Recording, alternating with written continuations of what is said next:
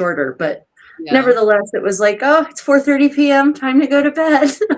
Well, I do admit to taking a nap every day with my cat, so that definitely helps. Around 3 o'clock, I'm like, nah, brain can't brain right now. Like, must lay down with the cat. So Let me back my camera up a little bit. Wait, I'll just go for make sure I'm being Okay. paid. Philip, put you on the bottom. Put the two pretty ladies on top. We talked about this. Just give us a moment there. There How's that we one? go. Yeah. I have a fan heater going. Can you hear it? No, actually, I can't.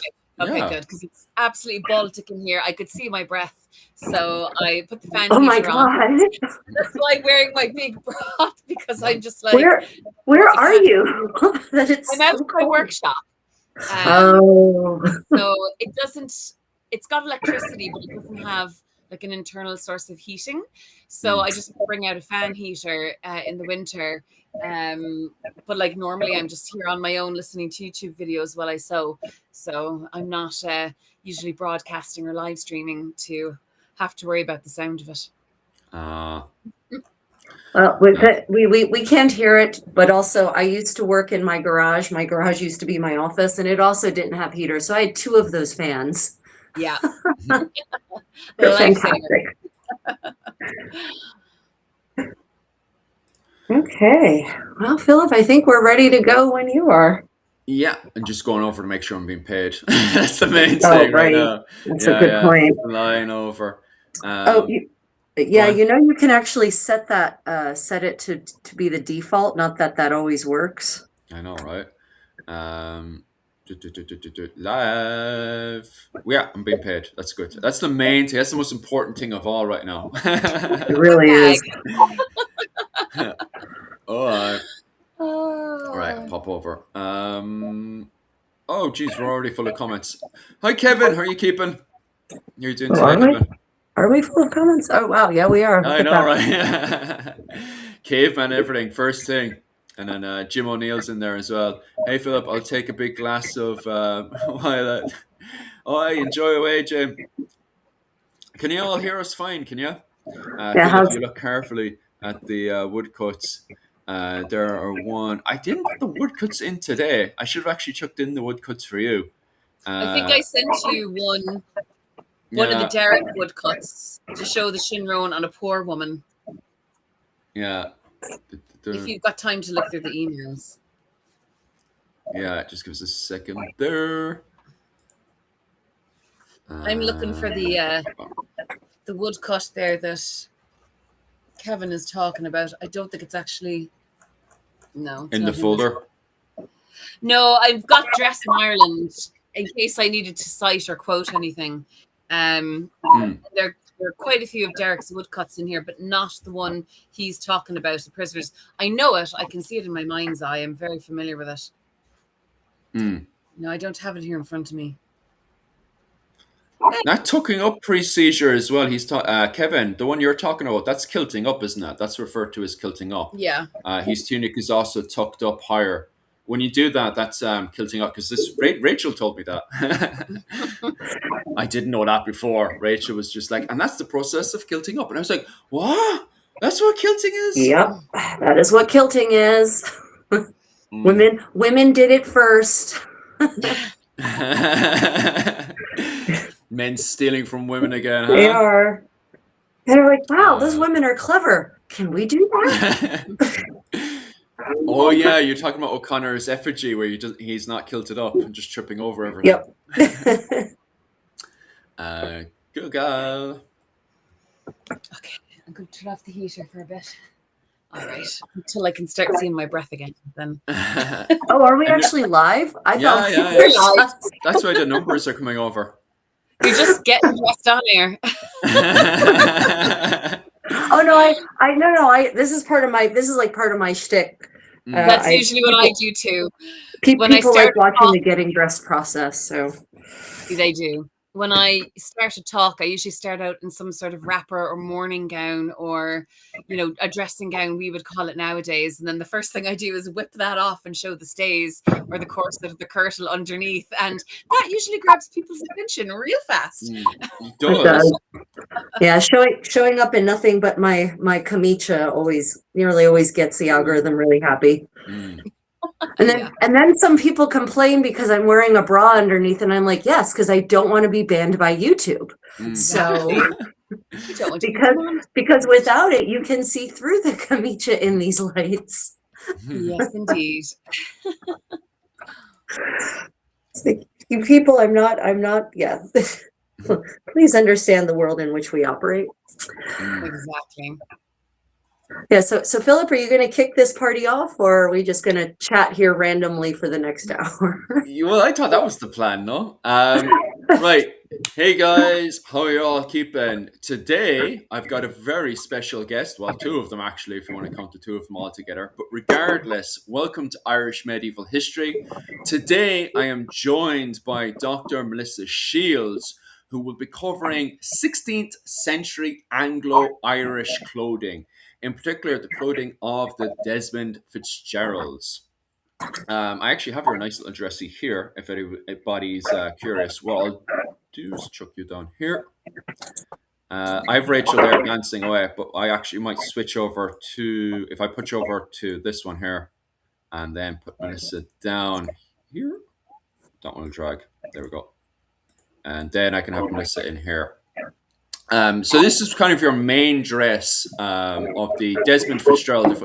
Kildare Fitzgerald, isn't it? If I'm That's not mistaken. Kildare. Yeah. I was there saying Desmond Kildare, Fitzgerald. yeah. Kildare. It's because the other project that myself and Rachel is doing is on 15th century clothing, to do with the Desmond Fitzgeralds, and that's why the two of us are getting mixed up. On the flip side, on your hand, Melissa Shields is covering Elizabeth Fitzgerald. Melissa, could you tell us a little bit about what was it? This dress here. What's the history behind it, and who is Lady Fitzgerald? Yeah. So the dress that you see there before you, that's a recreation of Elizabeth Fitzgerald Clinton, who's one of her husbands. She was married twice. And I made a recreation of that gown earlier this year in January, spilling into February. It took about 6 or 7 weeks to make it.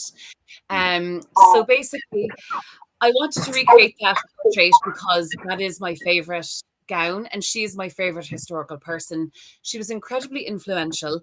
So she was born to the 9th Earl of Kildare. Her father was Gearóid Og, so the younger, Gearóid the younger. And basically, he was the Lord Deputy of Ireland for most of his life.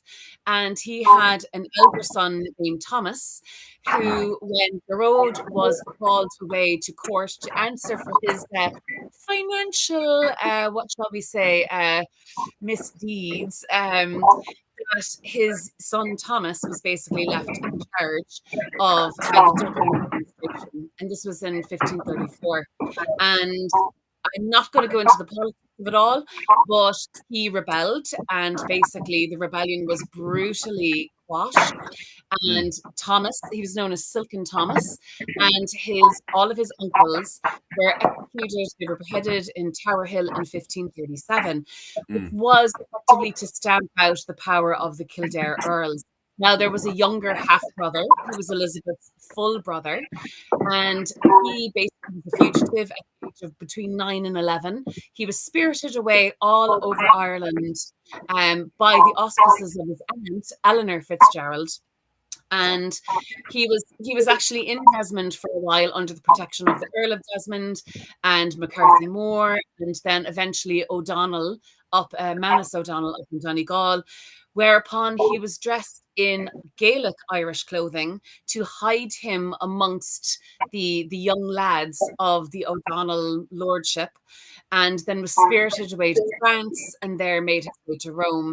And he was in exile there for several years before he came back to the court in England and was forgiven and all of that stuff reinstated as Earl. After being reinstated as Earl, he was accused of treason. And it was his sister, Elizabeth, who was best friends with Queen Elizabeth because she was raised in the royal nursery with the future queen after the attainder of her house. And she used gift giving and her friendship with the queen to persuade the queen that her brother was not guilty of treason. Now, I want to make it very clear that the Gaelic lords, they also had the latest English fashions. They also had the latest continental fashions.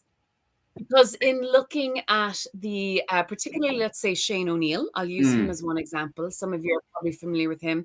When Shane O'Neill was assassinated in 1567, his inheritor, his Taoiseach, Lachlan O'Neill, he had to do basically an inventory of all of Shane's goods. And on Shane's fortress at Loughney, he obviously had a magnificent wardrobe, about between 20 and 30 of the most sumptuous, latest European fashions, English fashions, Spanish fashions, Dutch fashions. So basically this accusation that the Gaelic Irish were backwards, that they were sartorially stuck in, the long ago past, was really disproved because we can see that they act like Manus O'Donnell had the latest fashions when he met up with Lord Deputy St. Ledger. Shane O'Neill, when his inventory, was compiled after his assassination, he had all the latest. And the Earl of Desmond and his Countess, Eleanor Butler Fitzgerald, they also had quite a hybrid wardrobe of courtly fashions and Gaelic fashions. And the most interesting spectacle of this, I think, happens in 1573/1574. So, I know there's a lot of background noise. I think it might Sorry be about Rachel. that. Rachel, can you turn off your sound there for a second? Turn off my sound. Yeah. Yeah. Sorry about that, Rachel. No, that's okay. There's no noise here, so that's kind of weird. Hold on. Well, let's try that and see if that works. Okay. Yeah, because there is banging or something. Yeah. Done it. Okay. So one interesting example we know of hybrid fashions of, say, the Earls of Desmond was in 1568, the Earl of Desmond, who was called Garrett, he was also Garrod, but to avoid confusion between all the Geralds, because there's only 5 names. So Garrett Fitzgerald, the Earl of Desmond, he was basically taken to the Tower in 1568, and there he was imprisoned for 5 years. So basically, he was then sent to Dublin, and instead of being released and making his way home, he was further imprisoned in Dublin Castle while the Lord Deputy decided to add more basically conditions to his release. So he was kind of kept there in prison for quite a few months, and then he made a jailbreak. And with the help of the O'Briens and with the help of several lords, they got him all the way from Dublin basically to his lordship. And it took a while, but they managed to do it. So when he got to the borders of his lordship at Lougher, and I don't know if you've ever been to Lougher, Philip, but it's already quite a magical place. It's the place where Gearóid Iarla, his ancestor, was meant to have disappeared into the under the waves of Lougher. And, it's legendarily or mythically, they were supposed to be from the goddess Anya, who was the goddess of Lougher. So it's very important that it was Lougher where this happened. It said he went with his yeoman, Maurice Sheehan, and they went to Lougher, and there he was met by the Countess and his tenants. And there they both changed from English attire into their Irish clothing. And there he made proclamation, basically saying that I'm the law, I'm back, I'm back in my homeland, I'm back in my lordship, I'm the law, not these, these English Lord Deputies. And sorry, I had a notification there, that was very loud. but like this had to take some planning because, they had to bring the clothing for the Earl. The Countess had to make sure that not only did she have Irish clothing, but she was wearing English clothing to then change into Irish clothing as a form of spectacle, as a form of, in addition to this proclamation, throwing off the English clothing and donning Irish attire to kind of proclaim their own autonomy again, both sartorially and politically. So like obviously they must have both had both English clothing, courtier style clothing, and Irish clothing to do this transformation, this very public transformation. So yeah, like the clothing that I've got on, the clothing I have behind me on a mannequin, these would be the Gaelic styles, which I can stand up and talk about if you want. Yeah, sure. What I could do actually is, if you want to stand up and show us Gaelic clothing, you're more than welcome to. So actually, can you hear me? Can you guys hear me? Can you hear me? Yeah. Okay. Yes. I switched to my head. I realized I wasn't wearing a headset. So I actually have questions because here in my quest to understand 15th century and earlier Irish fashions, I've been desperately looking for inventories, Melissa, and I'm not finding them in the 15th century. Are you aware? I mean, anything, expense accounts, inventories. I found some wills, but only in like Dublin and Waterford and Wexford. Yeah. So are you aware of any such documents from the 15th century? From the 15th century, unfortunately, no. Like Fair wills enough. are going to be the best. I do know that Gearóid Moore, so the 8th Earl of Kildare, I know that he gifted some cloth of gold garments to a particular church, and that it was made into, I believe, altar cloths or vestments. So we know he had cloth of gold garments, but what shape they took, that's it's anybody's guess. It just said that a donation was made, an offertory was made, not what the clothing looked like originally. No, I'm a primary source girl, so I'm interested. Like if I'm looking for the sources themselves, so how, where are, for example, that gift that bequest that you just quoted? Do you know where that is contained? It's in a very old book and it's out of publication, but it's on like archive.org. So you can 100% get that for free. I will have to go back and open up my Google Drive and find it to tell you, because I downloaded the whole book. So you can also download the whole book. So I can send you that message afterwards. Fantastic. Once I find it. I don't remember no off rush. the top of my head. No, that's fantastic. Internetarchive.org is a wonderful resource. It is. Love it. It is fantastic. I think if you want to look at, say, 15th century, Sparky Booker, she's an academic. She writes a lot about the 15th century in particular and the Pale and that sort of thing. She actually published an article a couple of years ago. I remember reading it during my thesis. So kind of anything written by Sparky Booker. I know she was doing research on wills and clothing because we were part of a conference a couple of years ago, and she said she was looking at, I think, some 15th century wills, and what she noticed, she was looking at marriage practices, and she noticed how women often still kept their maiden name even though they were married. And I said, well, I had been looking at Cork wills from the 1570s and 1580s, and that I still noticed that the practice was for even married women to be known by their maiden names. So that was a couple of years ago, so possibly she's come out with something in the meantime. But if you Google her and look at her publication, you might find stuff, and then obviously dig through the footnotes and see if you can find the footnotes are the place. Everyone always asks me, how do you find all these primary sources? I said, I read the footnotes. Read the footnotes. Exactly. Like, what archive is this?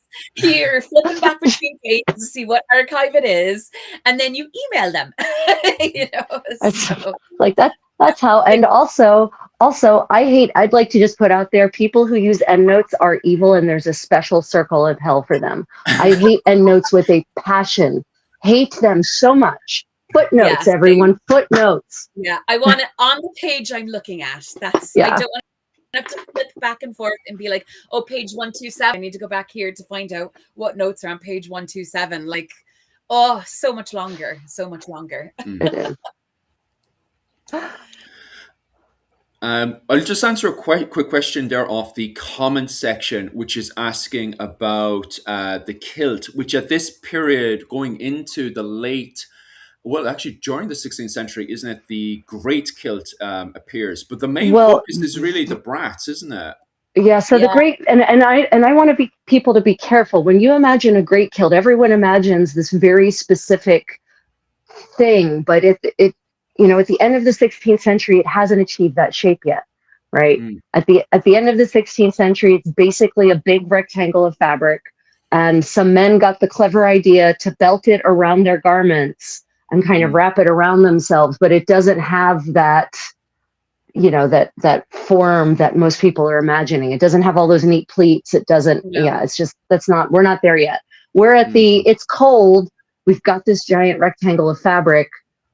What can we do to keep it on our bodies so that we as men can still do our men things in a day-to-day basis, I see Mir Kala Kernstein is saying, I'm not sure there are pockets in that style of dress. The reproduction pattern I followed didn't clean them. Do you mean the Shinron gown that I'm wearing? Is that the style of dress you're referring to? If so, no, inset pockets were not a thing yet at this time. And if we look at images from the period, we can actually see that women carried their bits and bobs, like coins or what have you, maybe a handkerchief, in a pouch that was suspended from their girdle, which is a belt. And in fact, one of the images, which I'm flicking through my very dilapidated copy of Dress in Ireland, you can see here, this girl is wearing essentially what we call the Shinron gown. And there is a pouch suspended from her girdle. So inset pockets, not a thing at this time. Yeah. And it's funny because in the 14th century, there's this style for this, a coat that goes over top of all the other gowns, and it has slits because ladies wore their girdles underneath of it. And so you could access your pouches through that slit, but everyone sees those slits and they say, look, pockets. And I'm like, no, not pockets. Not pockets. Just slits. Oh, well, I'm so used to 18th century of accessing pockets, my tie-on pockets through the slit in my petticoat. So I'm like, everyone wants those everyone asks me, what about the tie-on pockets? No, sorry, not yet. We're not there yet. So do we want to discuss Gaelic Irish clothing, since I'm standing here with only one layer on my arms? So fly ahead. To be honest with you, I love all of it, to be honest with you. So don't pause for anything. I know Rachel would have specific questions, because I'm going to be honest with you all, guys. If you haven't noticed right now, I'm droning here because this is way out of my field of expertise. Get me back over to the military side, please. Get me the old swords and sticks. Anytime we'd be at living history events, Melissa would be pushing me into the battlefield, and for good reason. When it comes down to the likes of my wife and all, Melissa and her clique, it would be one side. My side would be over in the battlefield. So I am slightly drowning. So Melissa, if you want to fly away there, you're more than welcome. There was just a few stuff there that you were saying there that literally clicked on my brain there. Another thing is this is more or less taking it from the perspective of the 16th century. I'm not sure about the 15th century, but it seems that there is starting to get a proper divide between Irish clothing and English clothing, especially going into the Irish Parliament. Like, what kind of clothing are they taking it from the perspective of the 16th century? Are they wearing English clothing going into the Irish Parliament and then going into the Tudor court? And then is it a case of a slight hatred and despisal when they're going into having to have to wear English clothing? Like, it seems like I was talking to Mihal from Clans and Dynasties and stuff, and he himself seems to highlight the fact that there's, especially off the likes of the Bergs and stuff, of them taking their clothes off the moment they leave the Irish Parliament with pride. Yep.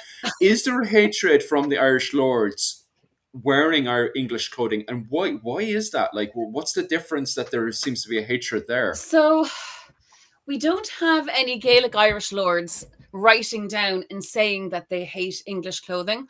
All we have Okay. is their behavior to look at. And Okay. we can Right. make assumptions based on that. And oftentimes, though, the behavior is written about from an agent of Dublin Castle. So you always have to remember the source that of the person who's writing this down and be like, okay, why are they saying this? Is it even true, for a start? Yeah. So I'm going to give you two examples of Anglo-Irish political actors who supposedly, according to the people who recorded this, performed sartorial violence on English clothing as an act of rebellion. Yeah. So the first one that we have is in the 1560s. It was, I think it's Edward Butler. He was one of the younger brothers of Thomas Butler, the 10th Earl of Ormond.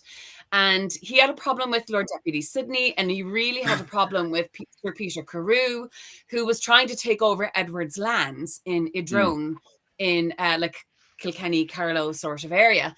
And so he went into rebellion, and he teamed up with actually a Gaelic Irish lord, whose name escapes me at this moment, but I'm sure somebody will help us in the comments. So they teamed up together, went on a little rebellious streak. And of course, the English agents who wrote about this said that the Butler's younger brother and the other fella he teamed up with, the Gaelic lord, that they stripped dead English soldiers of their clothing, stuffed the clothing with straw, and then set them up for the cairn to throw their darts at for target practice. So that basically they wouldn't let anybody come near them if they were dressed in English style clothing. Problem is, at the time, the people who first reported Butler's rebellion mentioned none of this at all. And the only detailed description I have of this is from Sidney 20 years after the fact, when he was writing a defense of how he governed Ireland, because he was under severe attack at court for how he had governed Ireland during his time. So at a distance of 20 years, it seems the story has grown legs. Now, unless a letter hasn't survived from the period where he got this story from, I mean, it's entirely possible that this happened, but it is kind of suspect that it's not written about at the time by an eyewitness or even a secondhand witness. It's written 20 years later by somebody who's defending his government. The other example that you gave of the Bergs, and that was in 1577 or 76. Okay. Two sons of the Earl of Clanrickard were rebelling all around them. They were taken into custody. Sidney was parading them around in chains to show them off as prisoners and making them submit to him in like every town and city that he took them to as a spectacle of public humiliation. And then they broke free, and it said that they went to the banks of the Shannon, and there they took off their English clothing and they cut it to pieces, and that they said, this is what we make of our English clothing. And basically, this is what we make of our oath and our promise to be loyal subjects. So it was like a sartorial act of defiance to symbolize their act of political defiance. Again, the problem is, I looked at a couple of letters who were written by people from Athenry and from Galway, so near to where this story took place. They were the ones informing Dublin Castle of the Earl's son's escape. And in their letters, they did not mention anything about the two sons going, this is what we make of our oaths, as they cut up their clothing on the banks of the Shannon. Okay. So again, that story only appears many years later, and it's grown legs in the meantime. So what I kind of, I mentioned these two incidents, and also the Earl of Desmond changing clothes at Lochgur, which was basically an eyewitness account and was written about immediately afterwards. What I say is, like, the ability to reject English style clothing seems only to have been important for those who could afford it in the if you're a peasant who doesn't have clothing, Mm, if you're a peasant who strips the bodies of survivors that wash up from the Spanish Armada and even mm, strips, the dead of their clothing, if you can't get, if you're cold and don't have any way to clothe yourself, you don't give a shit what you're wearing. It's only if it's financially and politically important enough for you to make that statement that mm, Right. that we see it. We do see again stories of, like, say, when Con Bacach O'Neill, after he submitted to Lord Deputy St. Leger and made his journey to the court, and there he was dressed in cast-off clothing of Henry himself, and Henry gave cast-off clothing to all the men who were with him. mm, Then we've got a critic of that program of Surrender and Regrant saying basically, well, I've only seen Con Bacach O'Neill come to Parliament in English style clothing, and then he changes at his home in Balgriffin in Dublin and goes back to Tyrone wearing Irish clothing. mm, So attending Parliament, it was actually, like, I won't say the law, but it was the rule that you mm, had to attend in English style clothing. And when Sir John Parrott was Lord Deputy in the 1580s, he actually gave gifts of English clothing to the parliamentarians attending, mm. to those attending the Parliament, I should say. Parliamentarian is a different thing. To basically force them to wear English style clothing. But again, we have this really famous, funny scene of Turlough Linna. Theoretically, it could have been somebody else, but it was most likely him, saying that, well, can we make this priest over here, which was actually like an English Protestant chaplain, but he called Mm, him a priest. Can we make the priest wear essentially Irish clothing, and then the boys in the street will laugh at him as much as they laugh at me? mm. So there was definitely an antipathy to wearing English style clothing, but I think it's because clothing is a form of messaging. It's a form Okay. of signaling your identity, who you are, and in this case, your autonomy. Mm, Your autonomy as a Gaelic lord, and not merely as an English subject to wear what you want. And yeah, to be seen and respected as a Gaelic lord. mm. Are we allowed to give opinions, or are we going to stick to, oh, we can only say facts? Because I'm just curious. Maybe we'll get Rachel's opinion in there. Is this a thing that just builds up over time? How because myself and Rachel were talking about this, and we don't think this is the case in the 15th century. Maybe Rachel will correct me on our opinion, but I feel like in the 15th century, this isn't such a big thing of Gaelic versus English clothing. But I feel like going into the 16th century right now, I feel like, and this is my opinion right now, is I feel as though it's something that gets worse over time. That going into the early 16th century, Gaelic versus English clothing doesn't really exist. But then obviously there is differences there, but it doesn't become a thing until, it's something that grows over time and definitely gets worse in 1534. And then It definitely by the time, definitely, yeah. yeah, the 16th century is a period of ramping up, and we see this Right. in the sheer amount of sumptuary laws all over Europe that Mm, are enacted in the 16th century. Like, it's just ratcheting it up to a massive level, and that's because you've got merchants becoming very wealthy. Yeah. You've got and they're dressing like nobles, and the nobles, of course, don't want this. They want a class distinction to remain visible through dress. But you've also got larger states, shall we say, mm, larger nations, Yep. but they're not nations yet, mm, taking over or absorbing smaller states nearby. And so you actually do see kind of like a backlash in a lot of places of retaining older styles and Yeah. almost more ethnic signifiers to say, like, well, you might want to gobble us up, but this is who we are. And, whereas prior to that, a lot of the sumptuary laws enacted in Ireland, at least, were because the English of Ireland, who were mm. settled here, they were wearing Gaelic Irish clothing. And Oh, so because, you could essentially kind of seize or kill, if you could call them a rebel, and you could Yeah. seize them, kill them, or what have you. The authorities, the powers that be, were afraid that an English person dressed like an Irish person would be killed because they would be Yep. mistaken for a rebel, and therefore that this would cause huge ructions in, you know, in the Pale and like Kilkenny and places like that.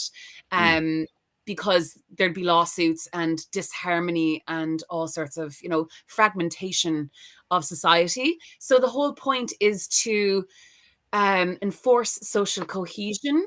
But it really ramps up in the 16th century because England, starting really with Henry VIII, or even Henry VII, is so damn paranoid because they're so damn isolated because of divorce and, you know, making the Church of England and declaring himself the supreme head of the Church of England and all this sort of stuff. And I mean, always at war with France and Spain, but now really left alone and isolated. And as we both know, Ireland is so close to the west coast of England. And basically, like going back to Gerard of Wales, he said on a good day, it's a day's sailing. And, you know, Henry, so utterly terrified that Ireland was going to be the springboard for invasion, either for France or Spain, to land in Ireland and just launch themselves. And of course, it happened in his father's time with both Perkin Warbeck and Lambert Simnel. So, Yes. I mean, just because you're paranoid doesn't mean people aren't plotting against. Yeah, I was going to say Henry VII was paranoid, but is it really paranoia if it's true? If your fears are founded? Exactly. He had every right to be extremely cautious and concerned and anxious. Even you know, if you look at his death mask, Henry VII's death mask, you can see all of the cares and worries of the world that had just etched themselves into deep lines on his face. He wasn't old when he died. I mean, he died. No. I'm confident he died of a stress attack, right? Oh, he also died of. I mean, Elizabeth died, and he was absolutely heartbroken. So that was probably part of it. But seriously, if there was anyone in English history who deserved to be paranoid, it was Henry VII, and because he knew that his grip on the throne was purely right of arm. I mean, mostly right of arms. Like his blood claim. His blood claim was so tenuous that it was almost invisible, right? And if he could win by right of conquest, somebody else could too. So. Exactly. Yeah. So it was. I don't blame him, but you know, Melissa, I absolutely agree with what you're saying about the statutes of Kilkenny being more about we need to know who's Irish and who's English because we don't want to accidentally kill Englishmen. And I keep trying to harp on this. I'm like, one of the main statutes in the statutes of Kilkenny is hair and facial hair. They're like, we need you to shave at least every 2 weeks so we know you're not Irish with that beautiful Irish beard and those beautiful Irish locks, right? Like, and the language even refers to the enemy, not. I keep trying to tell Philip this. They're not talking about the wild Irish in the 14th century. That's not a term yet. They're talking about the enemy, not some, uncivilized people. They're just worried about, well, if we mistake you for a Gael and you're in the Pale because we'll think you're raiding and we'll think you're up to no good. So then we're just going to slaughter you out of hand. So we need to know that you're English. Please look English for us. I have to turn the heating on again. It's amazing for me the amount of research that Rachel has done, and you can see the foundation of that there. But then as we go into the 16th century, we can see that escalation. And now we can see where people are getting their interpretation from. But the problem is that when I'm reading a lot of historians and academics, they're talking about, they just kind of brand the 15th century and the 16th century as the same. But now that I've gotten the two of you together and we're having this discussion, I'm getting a completely different picture to what a lot of these books and stuff are saying. The other thing that people seem to forget, and I don't know why, because it's massive in world history, is the Reformation is happening in the 16th century, right? Henry creates his own church and he says, I'm now the Pope. And the Irish are like, no, you are not. Yeah. And so that alone creates this massive divide that wasn't really there. It wasn't there before. Before they were unified by more or less a common church. Now they're divided by a non-common church. So that also creates mass, and that, of course, that the Catholicism of the Irish is an issue that just gets more and more dividing as the decades and centuries wear on. So yeah, I think people need to, I wish people would, one, stop applying the 16th century to the centuries that precede it, but also, as Melissa said, and I love you for saying this, Melissa, we have to look at the sources. Who is saying these things? Who is writing these things? And when are they doing that? Yep. Right? Because if you're writing 20, 30 years later, even if you're writing just a couple of years later, that memories are plastic. The reasons you could be saying that so-and-so took their sword and rent their English garments asunder could have nothing to do with what actually happened and everything to do with trying to make a political statement. Yep. For sure. As a favorite YouTuber of mine says, remember the source, consider the motive. So Exactly. I think it's a really good motto for life. Yeah, and sure. Philip sent me something, and I said, "What's the source for that?" And he said, "Well, it's someone writing in the 18th century." And I'm like, "Eh." Exactly. Why Or bother? Nope, won't even read it. Sorry. Read the imagination of some 18th century dudes, like fever dream, Yeah, right. And politicized fever dream. So it's like real bad. Exactly. I mean, it always tells you. It's like they say, science fiction is really about our society's current anxieties and fears and what have you.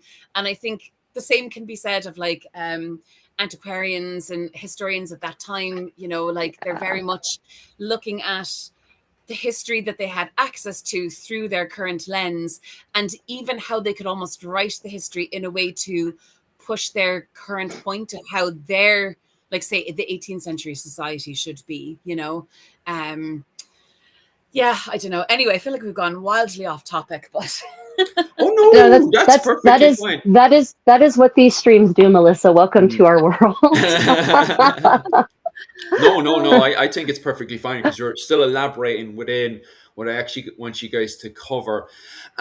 Also, on top of that as well, Melissa, you were talking about gift giving there earlier, and I know there's myself and Rachel yesterday for our little project that we started, which goes back to what Wayne was saying there. Wayne was giving out slightly, but why I wasn't dressed up. And funny you should say that, Wayne, because myself and Rachel, time for a bit of advertisement on our side, have actually got a GoFundMe up and set up to have me dressed up as Seamus MacTomod from the 15th century, the late 15th century, during the period of the Wars of the Roses in Ireland.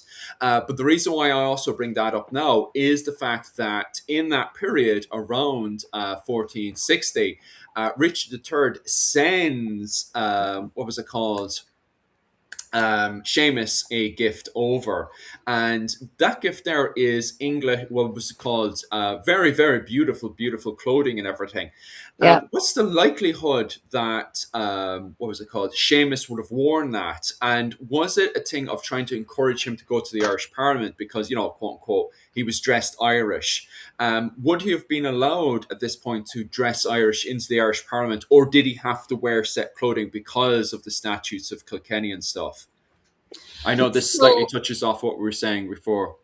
I looked at that gift giving instance because when I was starting my thesis, that was one of the first things I came across, and I wanted to look at like early Tudor or even pre-Tudor forms of monarchical giving to Irish lords, and effectively that was pretty early at the start of Richard III's admittedly short reign, and he wanted, so the Earl wasn't married.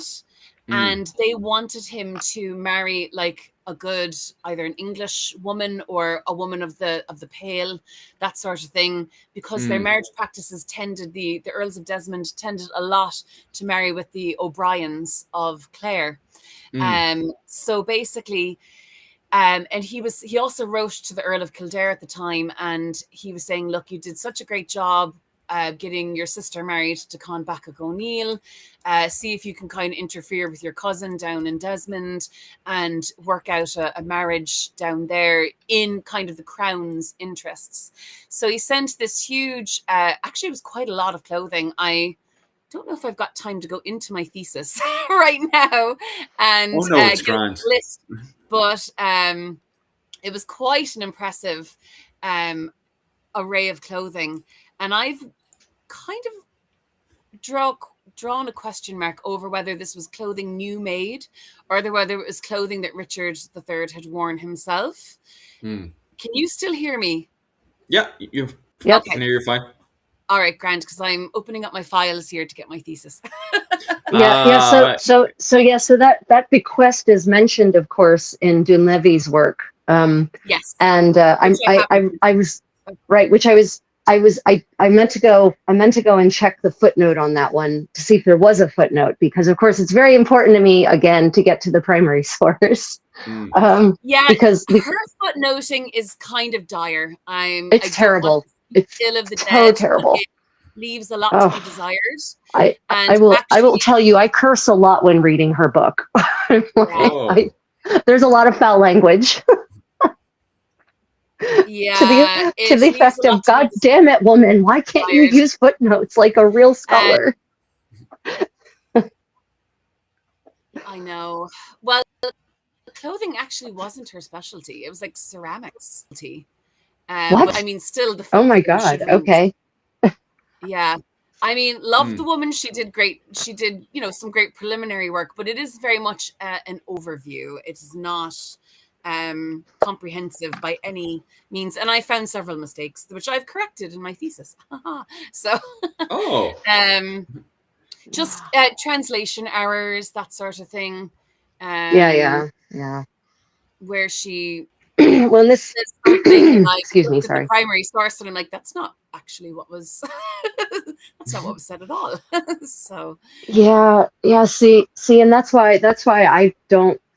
This is going to sound very arrogant, but I don't trust other people's work. That's because I'm actually, my profession is a translator, so I trebly don't trust other scholars' work when it comes to translations. I'm like, no, I want to see the original Latin, please. Let me see. Absolutely. Let me see your original Latin. I've got this cookbook here, a 15th century cookbook from one of the Pope's cooks in the 15th century. And they thankfully provide the original terrible macaronic Latin and the translation, because I'm like, oh baby, that is not what that means in Latin. I'm sorry, but your English translation is real bad. It's appalling. So so I hate to say that because it sounds so arrogant, but I've just gotten burned by bad translation. And then of course the problem of the interpretation. This is something a lot of people who read history books don't understand, is that when you translate, you automatically interpret, because you have to find the meaning in the sentence. So your own bias automatically goes into your translation. And so if you really want to get to the truth, you do have to kind of learn to speak a bunch of different languages. Yeah, I mean, I remember transcribing a very long letter wherein some personal effects of the Earl and Countess of Desmond were basically seized as they were in the Second Desmond Rebellion, and they were sent to the Queen as a gift. And I really had wanted to write about trophies as gifts, and that particular facet of giving something taken from an enemy or seized from an enemy, that sort of thing. Right. And so I was transcribing this thing. It was like 16 pages long, which is, massively long. And then after transcribing it all, there was a couple of words where I was really sticking for ages. And then after I transcribed the thing, I found like a Victorian transcription of it. And I was comparing my transcription against theirs. And I was like, oh my God, they actually really shit the bed in a couple of places where they used a very Victorian viewpoint. There was 2 words describing a woman, the sister of the Countess of Desmond, and they said that she was a buxom something like that, and it actually said the writer actually said she was a very civil woman, and I was like, wow, Victorians, tell yourselves there, aren't you? Buxom. So yeah, just describing her physically, whereas the original author was describing her, her demeanor and her civility and all of that sort of thing. Oh, how So annoying. that letter that you're mentioning. So again, I'm having real issues finding that kind of correspondence in the 15th century. What Yeah. why does so much more seem to survive from the 16th century? Were those documents not in the archives that went up in flames in Dublin in the 20s, or where are those kinds of documents to be found? Letters and See, there's a whatnot, reason why I correspondence. chose the 16th century, because there is so much more documentation. Ah, I see. I see. I get the And picture. a lot of it is in English. And I didn't have to necessarily learn Latin to be able to read things myself. Got it. So I don't know if there's a paucity of sources or if they were destroyed. Mm. I mean, I also am just really fascinated. I really love the clothing of the 16th century. I like the clothing of the 15th century too. I've made houppelande. I've made beautiful things, 15th century things, and a hennin and all of that.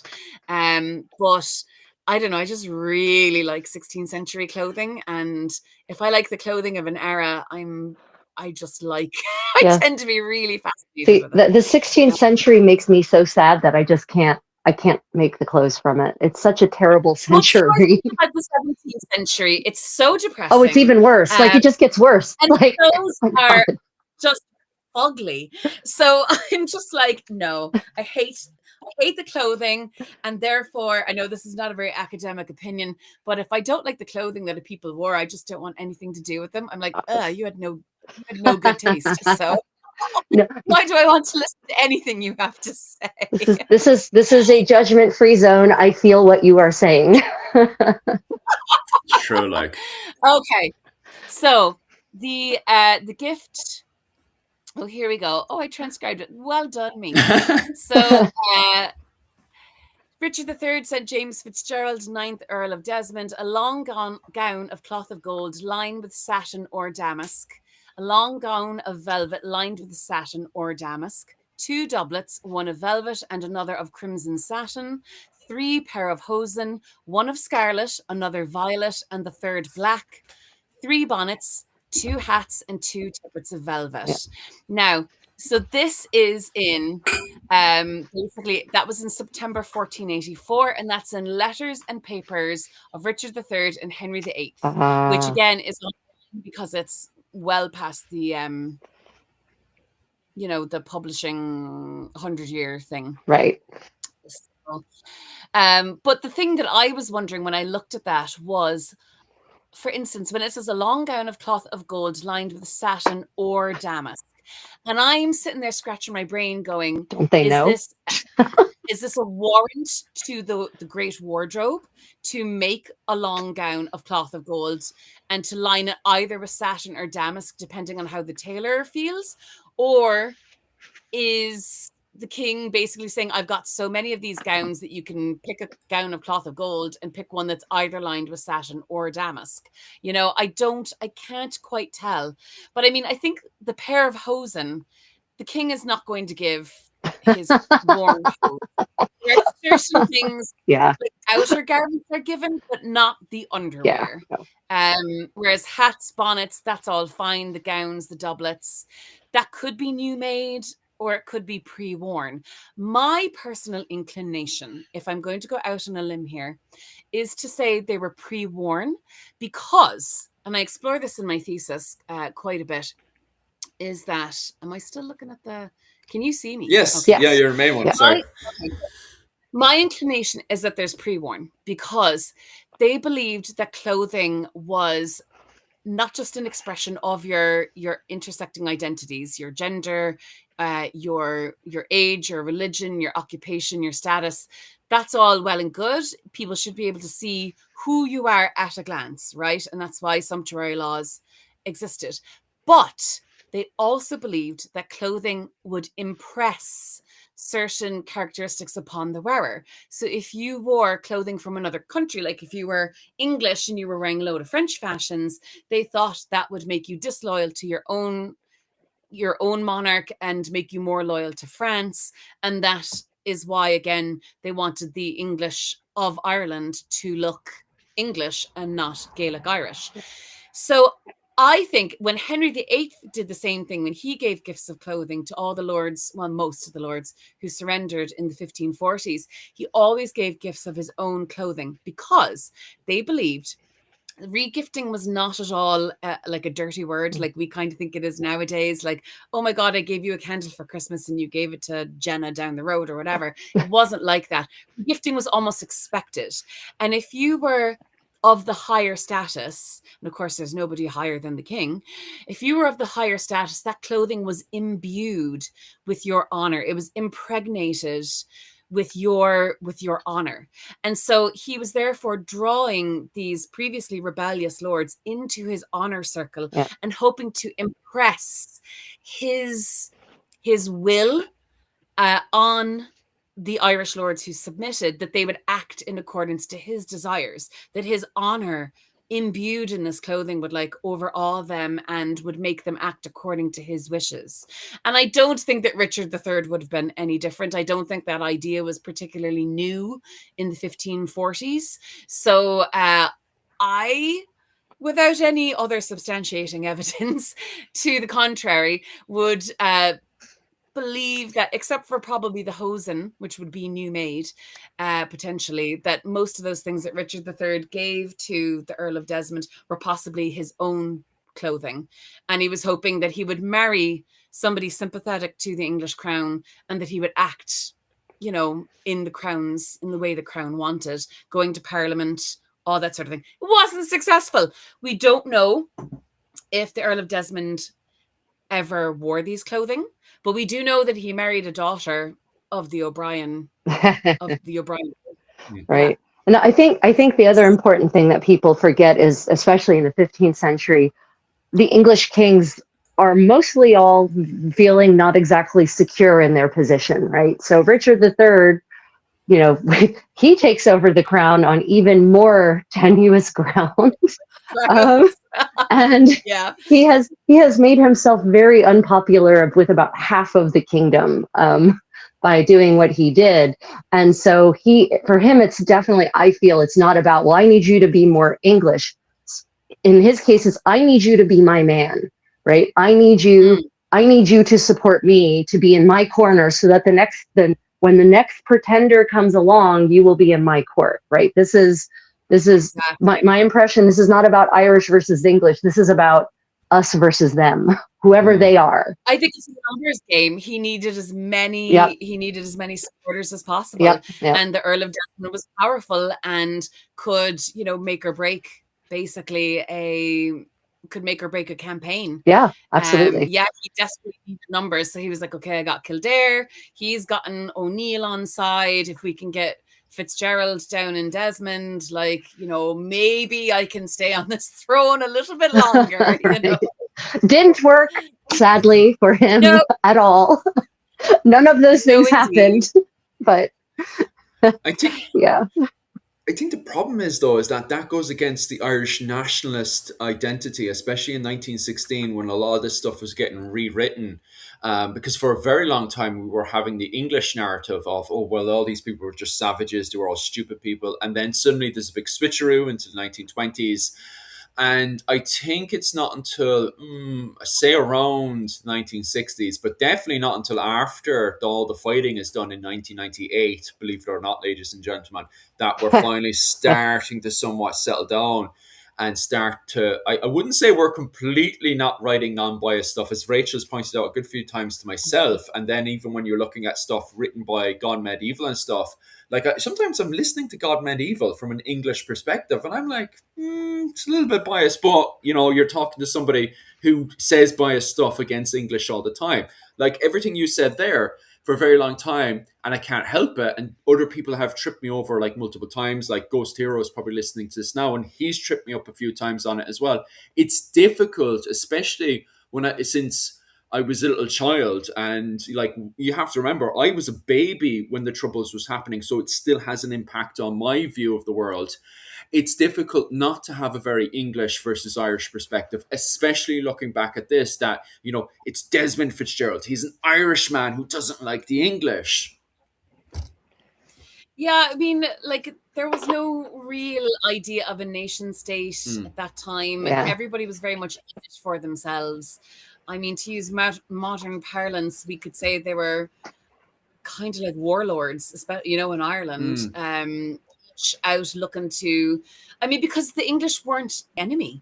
Do you know what I mean? Like if you are an O'Brien in Clare, you probably hate the Earl of Clanrickard or somebody because he's on your doorstep and he's raided your cattle and you've raided his cattle and he burned your castle and you burned down his castle.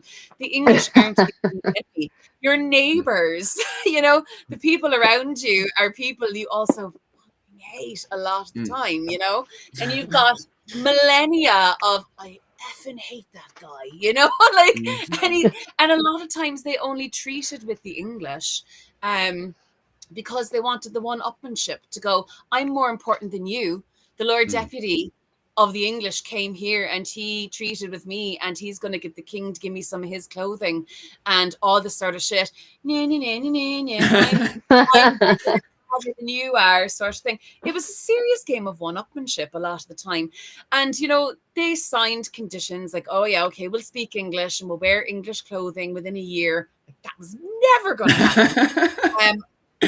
And, like, I'll give you so many men towards your army. Because the thing that Henry really wanted was he was in an eternal pissing contest with Francis II of France. Yeah. Right? And basically, he wanted to be this Renaissance prince. And it wasn't just about having the best clothes and musicians and being a poet and being well-read. You had to be successful in field of arms. And at one stage in the game, jousting is just not going to cut it. You need to go to war. So you can prove that, God is on your side and you're the best. And basically, Henry, when he was dissolving the monasteries, was basically getting all this money by selling off the monasteries, selling off like the lead from the roof tiles and all this sort of thing. So he could fund war in France. And he needed the Irish, much like you were saying, Rachel. A lot of enemies all around you. He needed at least a good majority of the Irish on side to not be causing trouble in Ireland while he's going to go attack Boulogne in France and try and have basically a dick swinging contest in France. And if he got some Irish kern and Galaglass into the bargain, all the better. And that's kind of what happened, basically. Like the Irish who, like, St. Ledger came over in 1540 and started a scorched earth campaign and like kind of came down really hard on the lordships immediately bordering the Pale. And then once that news had kind of spread, then basically like he was like, oh, look, but if you just submit, I won't do that to you. And you're obviously the big kahuna in this neck of the woods sort of thing. And every lordship had rivals. Every lordship had rivals in the clan to be the leader. There was almost constant internecine conflict. So if you're going to one guy and he doesn't want to work with you, well, he's probably got a cousin who also wants to be, the Taoiseach. And you go deal with him, play one off of the other. So it was very much like a massive chessboard, but like instead of however many pieces are on a chessboard, because I don't play chess, you got to figure there's like 1,000 moving parts, of, well, you always got to keep an eye on France and don't forget Spain. They could be troublesome too. And Ireland's over here, Scotland, and of course, they're always united with France and stuff like that. So like there was massive insecurity. And if you could give gifts of your own clothing and buy yourself maybe a couple of years of peace and quiet, well, hey, you've done a wardrobe clear out and it didn't cost you that much. And you bought yourself a little bit of peace and quiet into the bargain, And from the Irish perspective, like I said, going back to that, there was no grand, like, national identity sort of thing. And people were very much like, I need to keep my grip on my lordship, either from my neighbors or my cousin or 3 different cousins. And I got the English to boot, sort of things. So they were all just trying to keep their heads above water, I think. Yeah, it does sound like it, but it is at the same time very much a shock to the system, especially the way I was raised for years. And I'm actually surprised the comment section actually fully agrees with your yourself, Melissa, I was actually expecting everyone to say, no, it's England versus Ireland, 800 years of British occupation. Instead, the comment section is like, no, we should separate modern history from medieval history. So I'm actually surprised everybody actually fully agrees with yourself, Melissa. I thought there'd be more resistance in the comment section, but no, everyone seems to agree. Yeah, So yeah. It's funny, Philip. You brought me into this trajectory on my history and fashion history quest, and I'm coming at this with no bias. I mean, no political bias, right? Because I'm an American mutt. I am my genetics represent Europe, so all of it. So I don't have any dog in this fight, and so for me coming into this, I specifically have been trying to go where the evidence takes me, rather than go take the evidence where I want it to go. So I just haven't been finding all of these nationalist narratives that you've been discussing. Like, I haven't been finding them in the sources I've been reading. It's, it's not about, as I said, and some Sharia laws aren't that cut and dried either. I think Melissa will agree. Yes, there is a classist component, but there's also an economic anxiety that accompanies almost every set of some Sharia laws, because there's also this tendency, starting in the late 13th century in France and then moving everywhere else as people get, wealth starts accruing to various people, that people are overspending, and they're overspending on luxury goods that come from abroad. So that means that exactly. So the gold, because this is the era, this is not a fiat currency. Currency is gold and silver and copper, right? These are precious metals, or valuable metals anyway. And so when you're spending money on, I don't know, silk from Florence, and you're living in London, that means that Florence is getting English gold. Yep. And so a trade deficit becomes not a hypothetical thing. It becomes a literally tangible thing.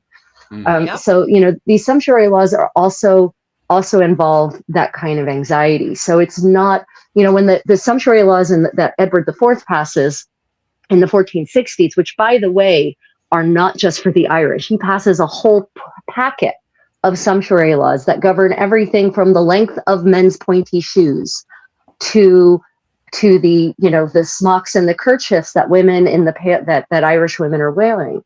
And, my feeling on that regulation about the saffron colored smocks and kerchiefs is not so much about, well, this represents the Irish. Saffron is expensive.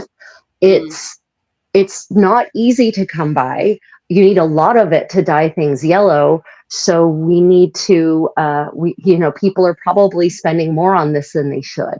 Do we want to flip the screen over for a second? Because I do have a lovely little jar of saffron here. Ooh. There you go. See, yeah. That I could show for about dyeing kerns, Lena, with saffron. Yes, economically, stupidly expensive. I mean, literally worth more than its weight in gold. Even today, it's ridiculous. Yeah, any bakers out there who like to bake with saffron, you'll know that just a few of the little grains will set you back at least a tenner for like 3 grains or something. It's really dear. The economic component is certainly concerning. What I often say in my talks about the Lena and dyeing the Lena with saffron is that basically it also indicates trade, because saffron grows in hot, dry climates like Spain, and Ireland is not a hot, dry climate. It's wet and cold. What? And so I know. Like, this was a real slap in the face to the English, because it showed that the Irish were trading, with Spain, and that economic contact would lead to cultural contact, and it would lead to, political dealings, basically, which it absolutely 100% did. Now, I've seen 2 different people experiment, and they showed that they were able to dye Elena in really bright, get a very bright hue, with 1 ounce of saffron. But I don't know actually how much is in it. But possibly about that much. I'd need to. And I was going to say, an ounce of saffron is quite a lot. Yeah. That is, It's yeah, still not, but we did- an ounce is 28 grams. So those little bottles are usually about 15 grams, the one that you just showed. So yeah. it's almost I got twice this that. I got this in a market for €5, if you can believe What? it. Yeah, years and years ago. So it was about this like the basically this trade, this contact that they were very concerned about, as you say, as well as, depleting the thing. But the saffron wasn't necessarily always used in unadulterated form. You Yes. could prolong it, basically with certain leaves and certain barks. Was it the laurel? Or I don't know. It was Well, Father Matthew Good in yeah, the 60s. He was there are a couple of different native, actually in Ireland, native weeds that will dye yellow also. So you can and you cut could it with then other add, things. you could exactly, you could Yeah. add a bit of saffron to like get that bright burst, but you could also cheat and basically add some other bits and pieces to it to make it stretch. Yeah. Happy days. Melissa, how are you for time? Do you have to, or you're grand? You're grand for time tonight. Oh, that's grand. Fantastic. We can keep going so for another hour. Would you be Yeah. okay for another hour? I'd say we'll go to 11 because I do Never. have to get up early. We're going to go grocery shopping in the morning. We actually be at Tesco for 8 o'clock when it opens, so we can get parking. Happy days.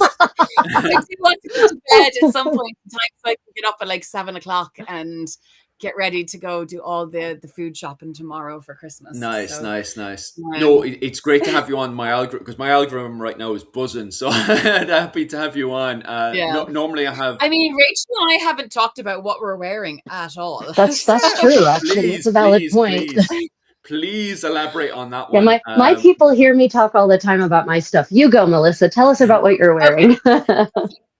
So we said, I mean, going back an hour ago, we said we were going to talk about the clothing of the Earls of Desmond. So I'm going to show you the Gaelic clothing of the Earls of Desmond. Now, I want to just say for a start, first of all, that well, okay, I'll take this off and then I can officially say that I am, oh no, something's caught, that I'm wearing the clothing of a poor Gaelic woman, because the sources tell us that Gaelic women wore effectively the same garment, the same ensemble, but depending on your status, you either had obviously finer quality fabric, but you would have certain decorations in certain places. So I'm going to show you the clothing of a poor Gaelic woman, like we see in Derrick's wood prints from 1581, I believe. So first of all, my linen layer is my lena, a very long sleeves. It goes down to about my ankles, and you can see all the pleating that's gathered into a neckband all here around the neck. This over that is worn what we call a shinrone gown, but I think I have discovered the name for it in the historical record, what they called it at the time, because it certainly was not called the shinrone gown. Okay. Now, this goes to just under the bust. You could see that's the under bust right there. It does not close entirely in the middle. And we've got lacing going down this kind of U-shaped front that we see here.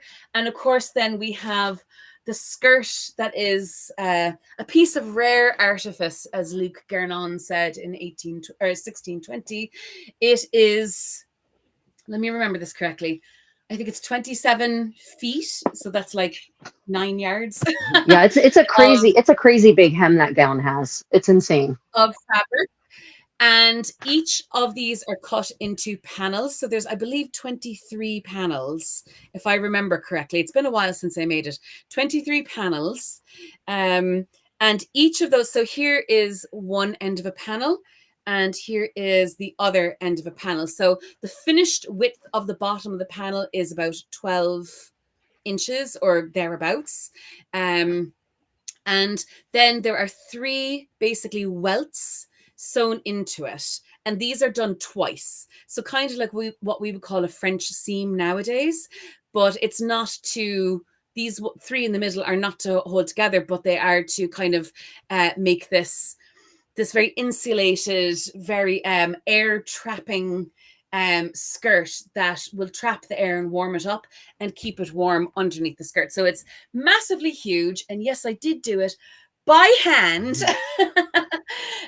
So I could tell you it takes ages. And then another defining feature of this is these hanging sleeves that the English were so fond of criticizing. And what they said was the only reason they could figure out why, that they could scratch their heads and go, why do the Irish love these hanging sleeves? And of course, they said from their point of view that it was so lest they wear out their elbows, basically saying the Irish are big drunkards.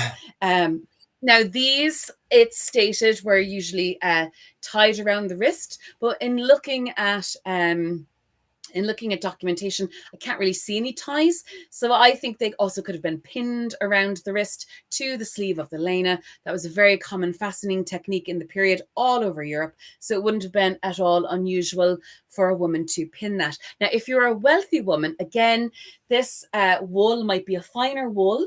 And we know, again, from Luke Gernon's description, that he said in 1620 that they wore sets of really round, flat silver buttons on the forepart, which means the bodice, basically right here.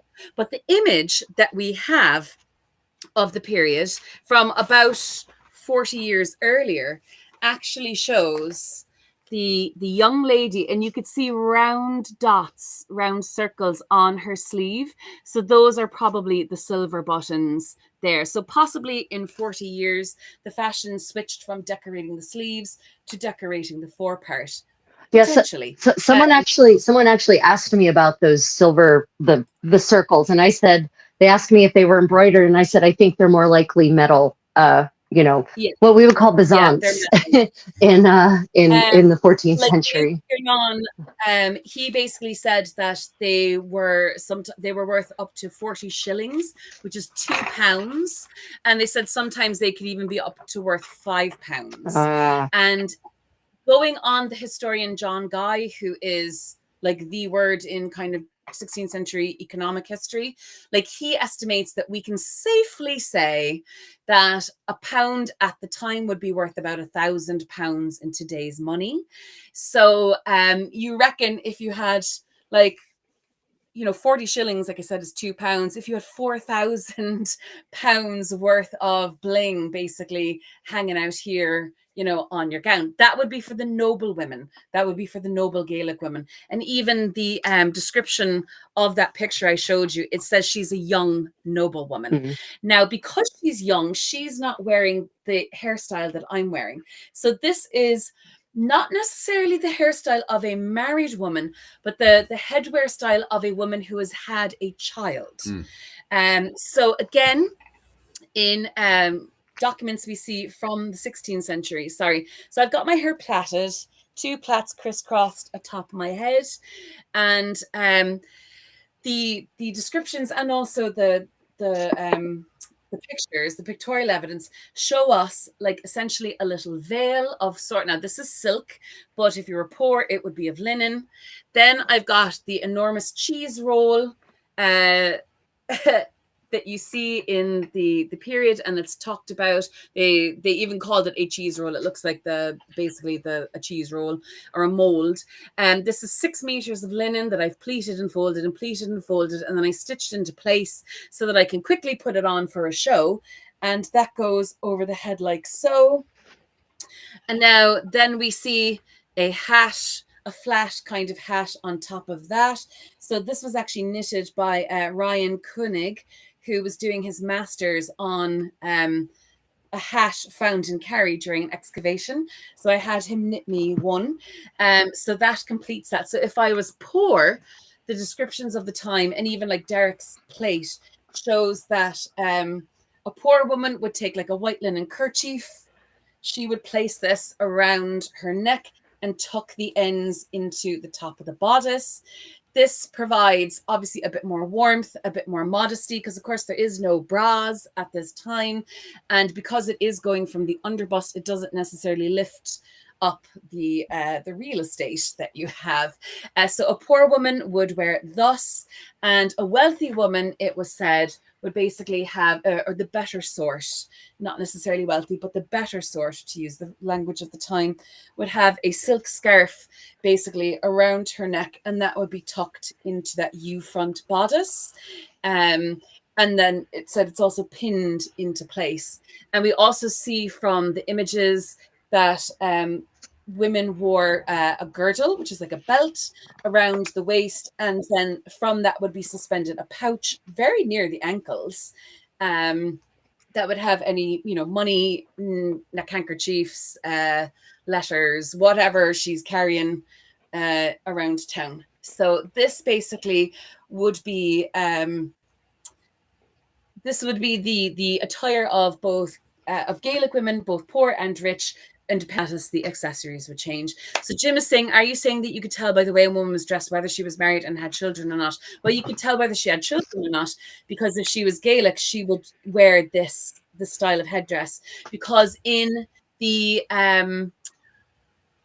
Sparky Booker talks about it in an article of hers. She says that it was prohibited at one stage. I think I even read this in the it's not called the Statute Book of Irish Town in Kilkenny, but it's not far off of that title.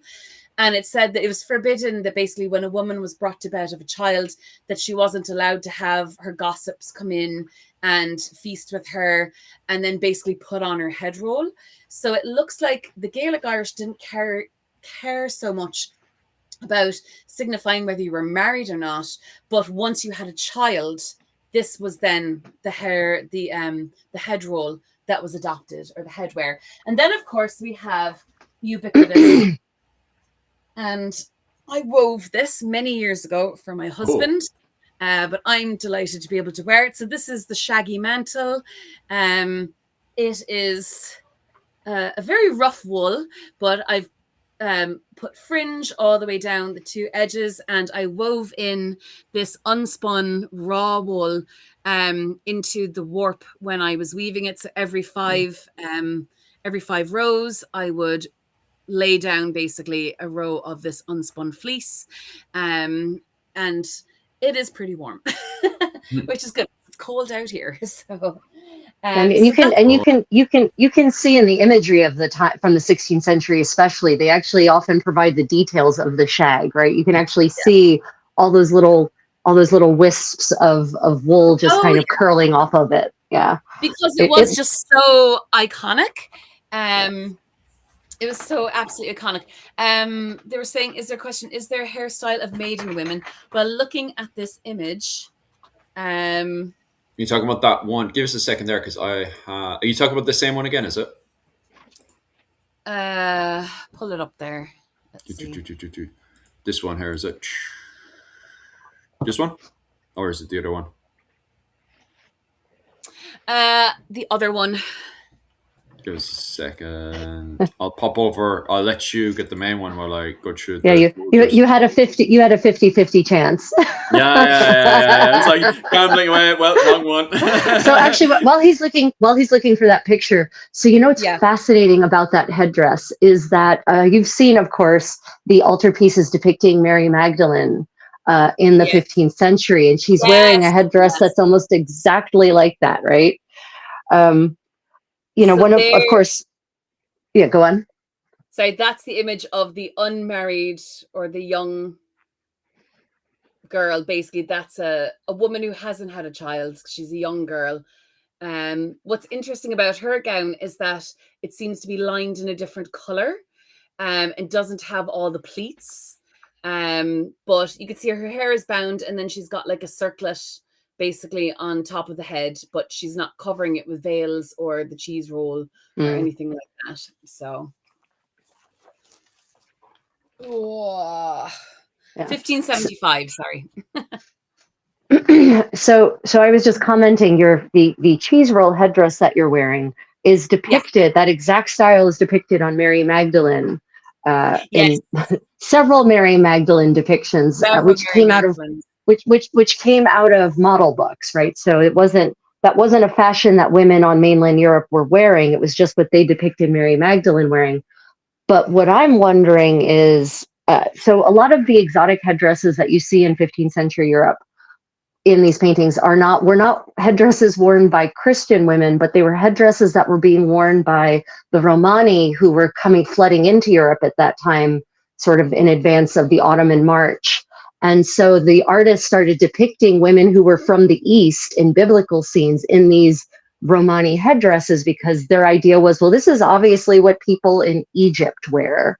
So yeah, so they actually called the Romani Egypts. That's actually where the word gypsy comes from Yes, the yeah. medieval word for Egypt, right? And so they started looking at the headdresses these newly arrived Eastern immigrants were wearing, and they said, well, that's right. That's our new look for what is exotic and Eastern. So we'll just put all our biblical women in those. So it wasn't it wasn't a fashion that Christian women were wearing. And I'm wondering about why Mary Magdalene. No one has actually been able to come up with a satisfactory explanation that I've read. Now that I'm really seeing, and I noticed that connection, but it's like, but that's the 15th century and the continent, and the cheese roll that you're demonstrating is, 16th century Ireland. So I'm wondering if it's just a coincidence or if not. Have you read about any connections between those Marys Magdalene and that cheese roll headdress? I actually haven't. No. No, that's a very new take to me. That's very interesting. Would be definitely an interesting avenue for research, to see if that connection could be teased out. Another rabbit hole. Thank God. Just what I need. Another rabbit hole. Exactly. Damn rabbits. Stupid rabbits. Making rabbit holes everywhere. Right. Oh, there goodness. was one off Susan there as well. She was asking, how did you pleat the donut hole headdress? She's just asking there. Oh, so I actually I only had 2 meters of linen. So I cut it into thirds, and then I stitched them end to end to make 6 meters, and pressed the seams open with a glass slick, because I was actually doing a Viking reenactment event in Waterford. Wait, I have one. I have a glass slick. Philip, put me on. This is a. Oh, good woman. Mine's in the house. I have one right here. Yeah, exactly. And they are marvelous. I swear to God, if you ever have to iron something and it's really hot and you don't want to plug in the iron, grab a glass slick, because it will do a magnificent job, and it won't add to the heat. I've done that before in summer. I'm like, oh, it's too hot. I'm just going to iron it with a slick. So I basically pressed the seams open, and then it was kind of trial and error. I can't even remember now. It's like 2 years ago, but I folded it a bunch of different ways. And then I think, hold on.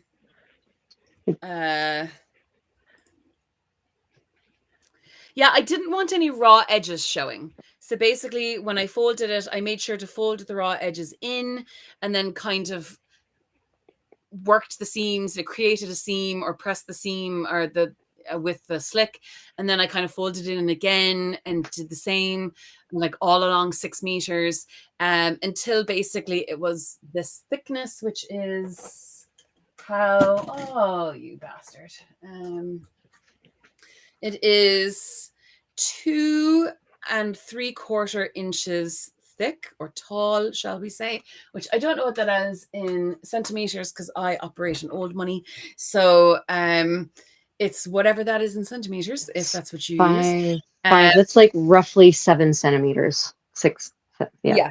So I just experimented until I found a thickness that I thought looked right on my head, and constantly comparing it to other images at the time to see, does that look about right? Does it look, I wanted it to kind of cover a bit of the forehead, but not all of it. And I wanted my head to poke through a bit of the top of it.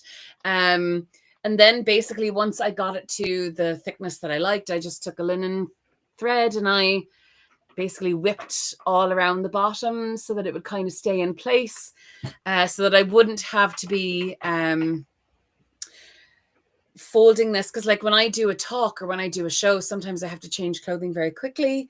And I didn't want to have to be messing around winding 6 meters around my head when I'm doing a talk, or having it fall down over my face while I'm talking. And they probably did as well.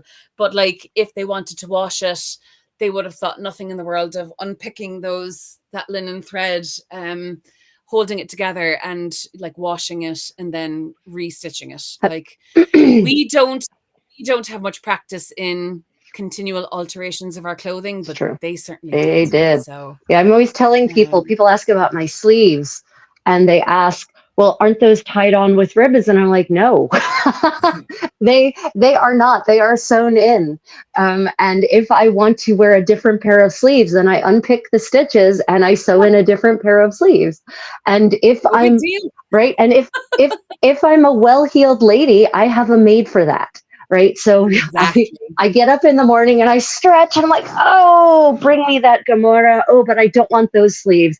Please fetch me the silk, the black velvet sleeves with the gold embroidery. And then they, without me having to say it, the maids would just automatically unpitch the stitches and redo it. And it's we rush. We live in such a hurry in the modern world that we can't imagine. It's hard for us to imagine a world in which you have more than 5 minutes to get dressed.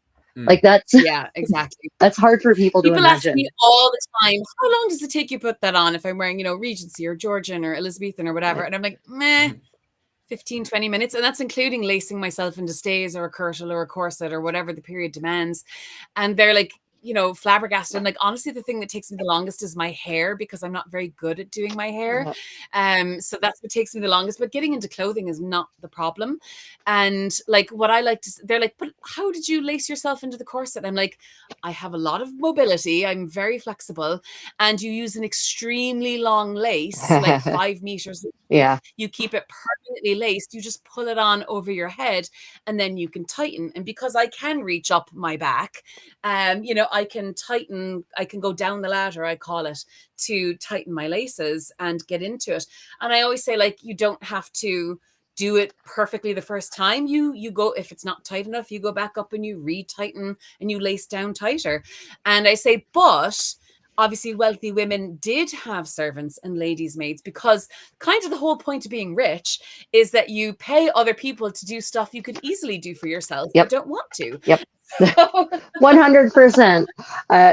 When I have some of my damsels with me and I actually can do a proper getting dressed with assistance, it's such a more enjoyable experience than when I'm dressing myself.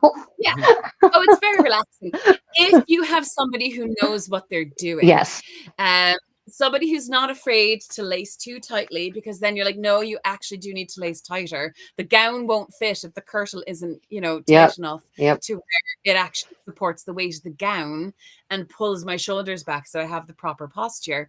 It is a dream if somebody knows what they're doing. And if not, that's why I gave up. I used to go in and basically try to like find people. If I was giving a talk in a museum, find a lady in the toilet and try to talk her through how to lace me. And the whole time, she'd be like, oh, is this too tight?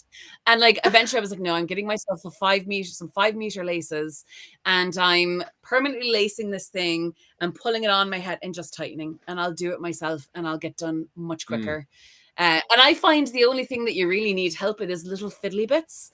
Like if I'm wearing my pertlet for my courtier's gown and I just can't push it down basically the back of my neck for it to sit properly below the gown. Like that's the stupid stuff that I need help with, like not the lace. Partlets are remarkably fiddly. It's, you're like, this shouldn't be this hard. It's not even a meter of fabric. Why is it this hard? Yeah, it's exactly. Yeah, this little diaphanous scrap of silk is just giving me so many problems, Did we cover this question earlier? You probably did there. The hat style on the right, popping over to this photo now. The hat style on the right is different to the flat cap. Is that regional, or do we know anything about the construction? Did we cover that earlier? I'm sure we... So do you mean the hat style of the woman, like with the tall hat? You don't mean the young girl with the circlet?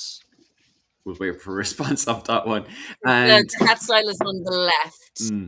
And then she kind of expanded on that. People who don't pull the corset tight enough or don't understand its likes, a shoelace or a bane of my existence. Yeah, just commenting on that one. Oopsies. Yeah, so the hat style on the left, that's worn by what's said a townswoman. Mm. So we can comfortably assume that would be like an Anglo-Irish woman of the Pale. Oh yeah, gotcha. Okay. Yeah, so that's possibly made of like felt or even beaver was a common hat material. It's an unusual one. I've never seen a good replica of it. It'd be interesting to try to recreate. Because again, she's got a little bit of the cheese roll, but not as pronounced. Like, and that looks more like it's twisted rather than pleated, I would Yeah, say, that depending looks on that looks more like gravy. turbaning to me, like a light version of Exactly. turbaning. Yeah. Exactly. Yeah. So I would say there's still some sort of veil underneath, like a little short one ending just at the chin, and then maybe like a linen like twist or very, very demure turban, and then like that black felt or wool hat with a very interesting shape. Um Is I is she it supposed to be a it's the noblewoman? Do we have a? Is that what the no, description? she's meant to be a townswoman. Townswoman. Okay. Either way, She's so that could be velvet. Like those cuffs, those turn back cuffs. They the way they're painted, they have a very they sort of do deep it's giving velvet, yeah. velvety look. The cap also. Now, yeah, now if she's the wife of a rich merchant, Right. then totally believable that that would be velvet. Yeah. You wouldn't need much velvet to make that, Yeah. like half of a, well, maybe a yard, because the velvet at that time was like only 18 inches wide. Right. True. So, yeah, I mean, maybe 3/4 of a yard I sort of honestly, thing. I could probably take one length of linen and create that whole look. So you wouldn't even need a separate veil. You would just wrap it No. around your head and then tuck the ends in, and then it would just frame your face in Yeah, that charming manner. You know? actually, yeah, you're right. Yeah, because that's the exact same. Like the lines are the same, the color is the same Yeah. of the little dog ear bits, the hanging dog ear bits. So yeah, I don't know. I've never attempted it. It's like on an eventual project someday to make the townswoman gown. But at this stage, I tell you, wool is nearly more expensive than silk. Oh, Like it I could is. get silk. Oh, it is. She's right. I 100%. Yep. last in January. So my friend went to Australia and then she had a 13-hour layover in LA on her way back. And she was going to go to the fabric district. So she was going to get a taxi from the airport to the fabric district. And meanwhile, here I was in Ireland. We had 3 days of no power because we had a snowstorm, which is extremely rare for us. And I was laying in bed, frozen cold and feeling very sorry for myself. Oh. Of course, we also had no internet. So eventually, like my phone reception is appalling, right? And I can only sporadically get messages through. And miraculously, the wind blew in the right direction. And her messages while she was in LA got to me like actually at the time she sent them. So she sent me a picture from one of the shops in the LA fashion district, like this wall of silk. And she said, look at this, it's $10 a yard. I'm like, oh my God, I want the fourth from the bottom. Get me 4 yards of that. I'm so miserable. I'm so sad. I need something to cheer me up. I need something to look forward to because I've had no internet, no heat, or nothing for 3 days. And she got me several yards of the silk for $10 a yard. Jesus. And I made a late 1790s open robe out of it.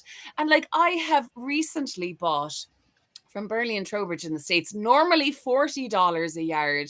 I bought some super fine broadcloth, but it was reduced to 20 on sale to make a Regency riding habit. And it's like that wool was twice as expensive on sale as the silk was. Yep. You know, so it's just wild, the price of Well, I mean, fabric these yeah, and some of that difference is where the wool is being woven. You know, the wool is not being woven generally in China and India the way the silk is. The exactly. the wool is being woven in Europe or the United States often. So yeah, there's a hopefully better labor practices yeah. and better pay. Hopefully, we'll see. Not a guarantee, but hopefully. Caveman just has a question there. He says, did they use sealskin at all during the 16th century in Ireland? Did they use sealskin at all during the 16th century Ireland? I've never come across it, but that doesn't mean that they didn't. Mm. I believe I've seen it in like prehistoric, probably archaeology and things like that. Maybe on the coastal areas, like say Galway or Clare, Mayo, if there's seals there, possibly they used it for something. But do you mean for clothing, for shoes, for like hides for boats, Mm. like the curras or whatever? Like, I haven't seen it in clothing. I'll just say that. But also, I haven't seen absolutely everything that there is, so don't discount it. That's an area for future research. Mm. Mm. Maybe archaeologists more so than historians, because I'm not seeing it in the historical record. So Mm. yes, sometimes you can buy wool blankets in the charity shop and dye them. That is true. Not in abundance though. Like Yeah. there has to be wool blankets for people to have had and get rid of.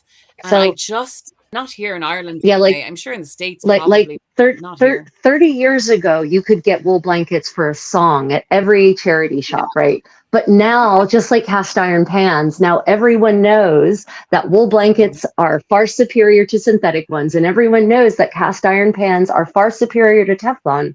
So now suddenly they have value. So good luck finding them in charity shops these Exactly. days. Like back when I started reenacting in 2002, I got a sheet of linen in a St. Vincent de Paul in Wexford town for €2. Do you know?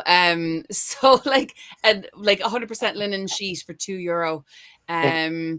So yeah, and like, but I haven't found anything good in a charity shop in ages. So yeah, there is a traditional sealskin shoes on Air9s. I thought as much.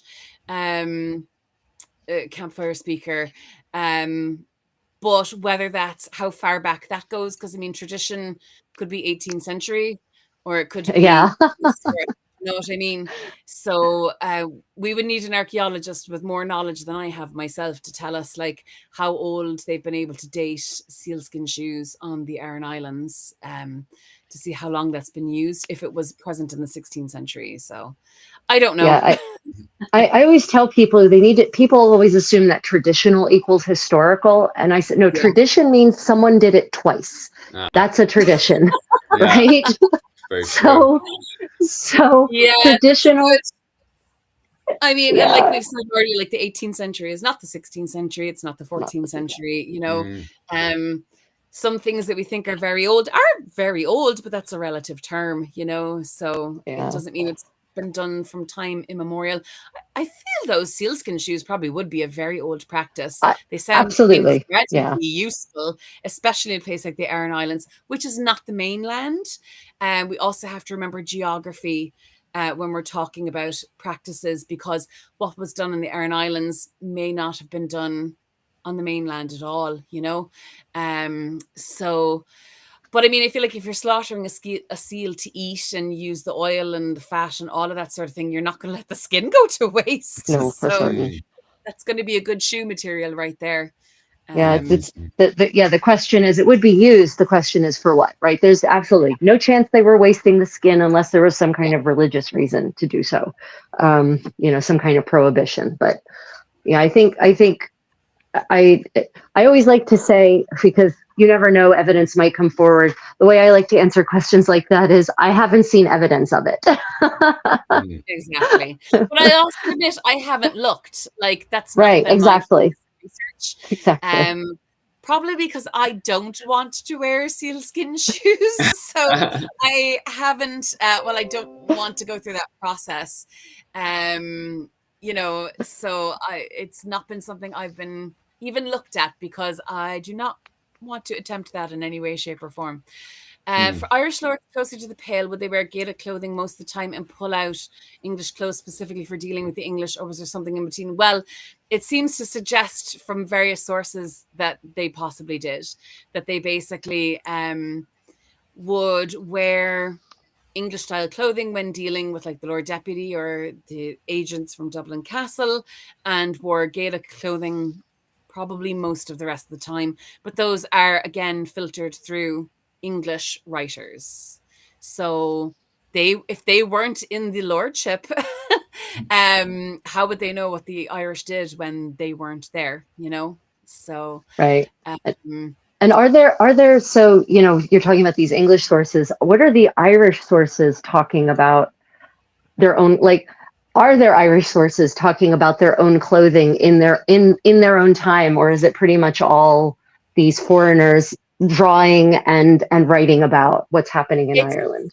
It's mostly the foreigners, but we do have some mentions of Irish clothing in poetry. So we've got the poet Lisa MacBaird. He was writing in the 16th century, probably the 1540s, it's estimated. And he was talking about like a young nobleman's son who did not basically follow foreign fashions and reject, the traditional clothing. So again, that's in my thesis.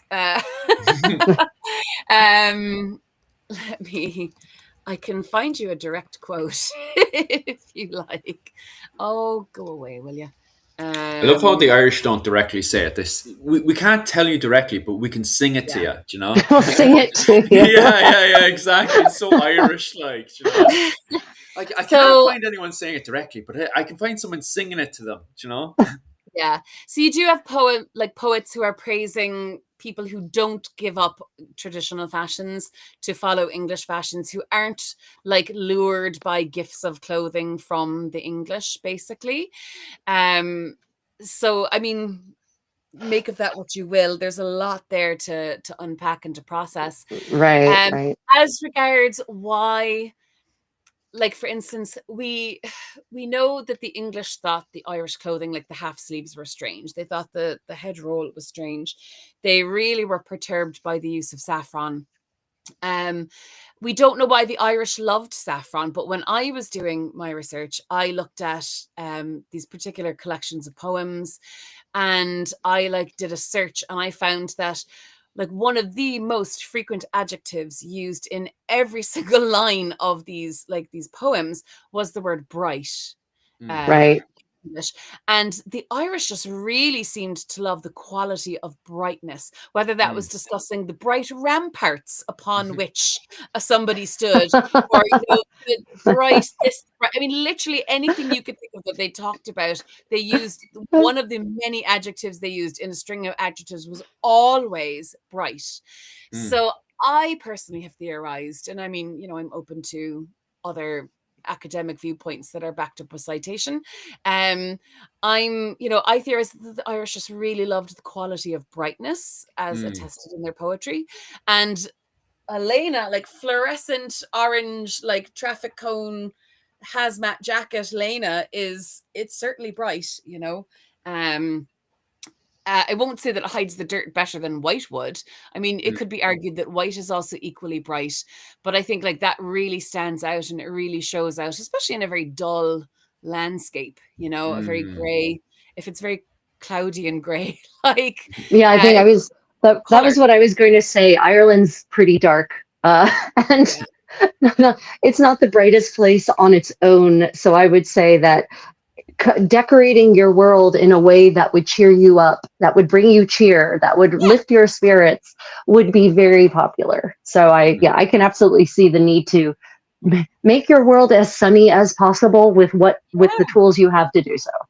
Absolutely. What's interesting is we've got legislation that says that, if a woman is wearing a saffron Lena, she's to be fined every time she wears it. And yet in all of the pictorial depictions, all of the leintha that the women are wearing, at least, are white.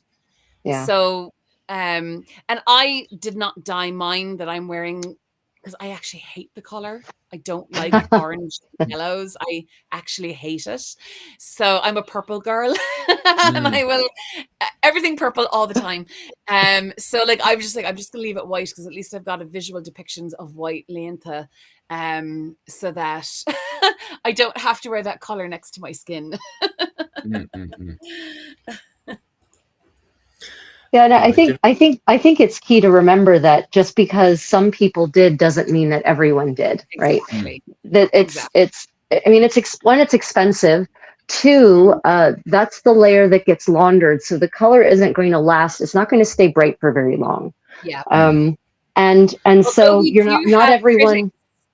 We do have critics saying that like say Kern would get a new Lena at either Christmas or Easter, and they'd wear it the whole year and never wash it once. So I suppose if you don't wash it, the color won't die. But again, Oh. that's probably very heavily propagandized. So Yeah, I was going to say, has anyone tried to do that? I want someone to do that living history experiment and get back to me. Oh my good God. I don't care how antibacterial you all think linen and saffron as a dye stuff are. Oh, Lord. Just Sweaty. If you're sweating, that it just stinks. Like it just reeks by heaven. And the oils from your skin will make it so stiff. So stiff. Oh, yuck. Thankfully, I've never worn the same linen shift long enough to have discovered that. I have discovered over the years of reenacting, yes, it's lovely to have fine gowns, but Lord have mercy, if you're doing a several day event, you want underwear, you want changes of underwear.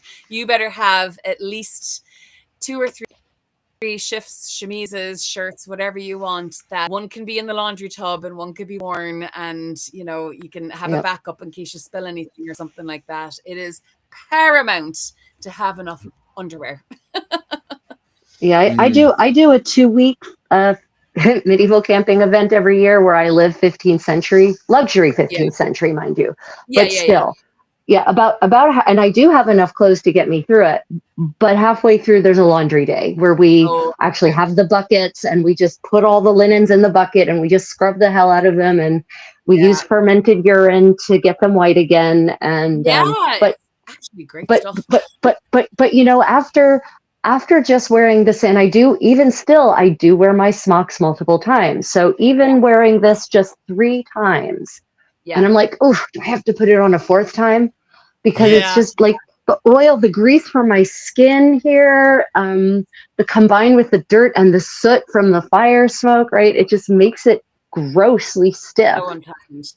Yeah, I used to do events in Kentwell in England. So we lived Kentwell. Yeah. For 2-3 weeks. And I only had, I think I made 2 shifts, but fortunately, one of my friends was going home every night. She lived very nearby and she had a washing machine and a tumble dryer. So we'd get fresh linen shifts the next day. And actually, if they weren't perfectly dry, that was okay. Because in the really hot weather, it was kind of nice to put on a slightly damp shift. And it kept you so... It started off the day quite nicely. Now, eventually you'd be perspiring no matter what, because it was like 30 degrees and you're wearing 5 layers and everything is lined and interlined, so it's more like 17 layers of fabric by the time you're done. It was actually quite nice. And we used to have this little trick. We had rose water that we keep chilled, and we'd actually tip a bit of it down our cleavage. Chilled rose water. Rose water. It was a little pick-me-up when it was really hot. little bucket, like the wine coolers they had in the 16th century, but you all used rose water. Fantastic. I love that idea. That's fantastic. It was delightful, absolutely delightful. What we do now, like when I go to the Jane Austen Festival, which I just did 10 days in September at Jane Austen Fest, and of course your stays, I mean, the linen, the cotton, it doesn't absorb everything. Like some sweat still does get through when it's just beastly hot. And we basically got the cheap ass vodka and a spray bottle and sprayed the stays every night to kill the bacteria so that we wouldn't smell until eventually the festival was over and we could like hand wash our stays. So that is people might not know that technique, the vodka or spirits technique, but it's a good one. It works really well to take the body smells anyway out of your garments, because it kills the bacteria. Kills the bacteria, and you can stand yourself, basically. You can stand. That's right. If you can't smell yourself, there's nothing worse than being able to smell yourself. And you're like, oh my God, this is the worst thing ever. Just heading back over to the questions there. I swear I'm not ignoring you guys. I'm just kind of showing the comments that are kind of agreeing into the topic and kind of slightly ignoring for the time being, and now bringing them back up again, the questions. One question there for you, I'm probably even pushing over to Rachel there in a second, but I'll ask it to Melissa first. I wonder if talking about the clothing, I wonder if clothing influences let me reword this because it was kind of she typed it as you were just saying this as well. But the original one was, I wonder if it had anything to do with Saint Bridget, the goddess of wheat, etc., etc.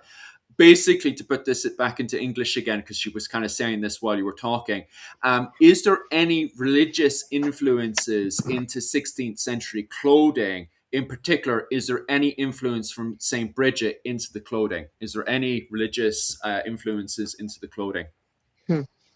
I can't say that I found any reference explicitly where they say, do you mean the color yellow, is it? Yeah, they were With talking about yellow. saffron? Mm. I can't say that I found any primary sources from dating from the 16th century where they say we love this color because it's associated with Saint Bridget. Mm. But I'll have to admit that, like, religious, like my area of research is gift exchange, political gift exchange. Mm. I've not seen that, but that's not to say it's not there. There might be other academics out there who could answer that question better. I think a lot of times associate colors, our color associations are very Victorian. Like now, green is associated with Ireland, but for the longest time, even up until the 19th century, blue, St. Patrick's blue, was the color of Ireland, was like the symbolic color of Ireland. So like a lot of things that we have inherited from the Victorians were kind of makey uppy stuff that they came up with on the spot for their own purposes. So that's not to say that it's not associated with it and that it's like possibly a very old association. I've just never seen it. That's what they fancy. It's very interesting. It's all of the religious discussion I've seen in primary sources about clothing has to do with what bothers the preachers, what is irritating the preachers today, right? So it's not so much in my experience, at least what I've seen, even for Ireland, it's more about what people shouldn't be doing, but definitely are doing, that violates the sense of morality or modesty, and rather than, well, we're wearing the colors of, in Florence, it would be St. Francis or St. Clair, so I haven't seen that kind of association either, colors with a specific saint or something like that. Yeah. I'll just cover two more questions then, and we have to start wrapping it up because poor Melissa has to get up early. She's up late now. She's got to go fight the grocery store crowds for Christmas foods. Two of them are to do. But anyway, two of them I reckon would have to do with back over to living history side of things as well. The first question is: I heard the saffron itself helped the linen last longer, and the second one is: I take it you can't throw those dressers into the washer or dryer. No, you cannot. No, indeed. When I give my talks, I like to also talk about cleaning methods. So I like to say that, the linen layer, the body layer, that's what was thrown into the washing tub and scrubbed to within an inch of its life. Yep. I have heard, and I can't remember where, maybe Rachel, you've heard this, the linen is the only fiber that's actually stronger when wet than it is when dry. It is. So all cellulose, actually, cellulose fibers, so hemp, rami, and linen, they all get stronger when they're fully hydrated. So that's why I always tell people, when you're taking care of your linens, when you're washing your linens, let them soak for several hours before you start agitating them, because they get stronger and you'll actually have a lot less wear and tear. They'll last longer. So that is actually true. By contrast, protein fibers like silk do badly. They get weaker. Hair too gets weaker when you get it wet. So So you can wash wool. You have to do it extremely carefully, so you're not creating felt. But also you remember, in a world before electricity and tumble dryers, you need several hot sunny days together to get that sucker dry. Because I've worn my 1780s wool redingote out, and I got a little bit dirty, and I washed it, and then but I had to make sure I had like several days of like 26, 27 degree weather, full sun for that to get fully dry. It takes a bloody age to dry. Linen, on the other hand, actually dries quite quickly. It evaporates. That's the whole point of linen, is that it evaporates that liquid away quite quickly. Silk, you don't ever really want to wash because it gets watermarked. So basically that's why you have layers underneath it, and you would wear very fancy napkins. So the napkin practices in the 16th century had a very long napery that was woven in Italy, as it happens. And basically you would throw it over your left shoulder and it would cover your entire bodice and go down into your lap, what I like to call the drop zone. So that you would really try to keep things very clean. And also quite a lot of the accessories that we see, like the ruff, the partlet, the big fancy cuffs. If we do this again, I'll wear court clothing the next time. They were basically all pinned into place. So you could scrub the linen shift that could really take the beating in the washing tub, but you could delicately wash the rough cuffs that were here, that were made out of the much finer linen, like very fine linen, or covered in lace, or even Venice lace, which was essentially gold. So you didn't wash. You didn't really wash the dresses. If mud and food are going to be basically your biggest dirtying factors, mud, just like you do today, you let it dry and then you brush it off. So which is dry cleaning. You might dampen it with a wet cloth afterwards to take off any more, but like very well wrung out cloth to, lift off any more surface dirt. There are German laundry books, I believe, from the 15th century that have a whole list of different techniques for, again, dry cleaning. So obviously if you got candle wax on some fabric, well, you're going to basically iron that out, much like we would do today. If you got, they said, grease on velvet, you should take dry, old, stale bread and crumb it and roll it into the velvet, to the pile of the velvet, to soak up the grease. So, hopefully don't get it dirty. And if you do, there's techniques. And if it's really bad, you're cutting that sucker up and you are using it to make something else. Or if you possibly, your tailor still had the cabbage, which was the leftover pieces from cutting, they absolutely would replace a piece. And if it was really badly dirtied, they would replace a piece and try to hide it that way. I mean, you're trying to make this clothing last as long as possible, Yeah, I think also we forget that we in the modern world are so spoiled with our washing machines and our dryers and our synthetic garments that can take any kind of damage we do to them, that we're not as careful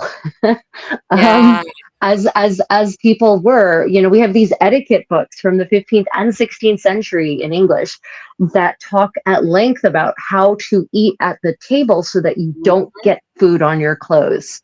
So yes, there are all these stain treatments. Those 15th century laundry manuals are super handy. But from the mindset was, I will act in a way that will not get my clothes dirty. Right. Exactly. That's kind of step one. Exactly.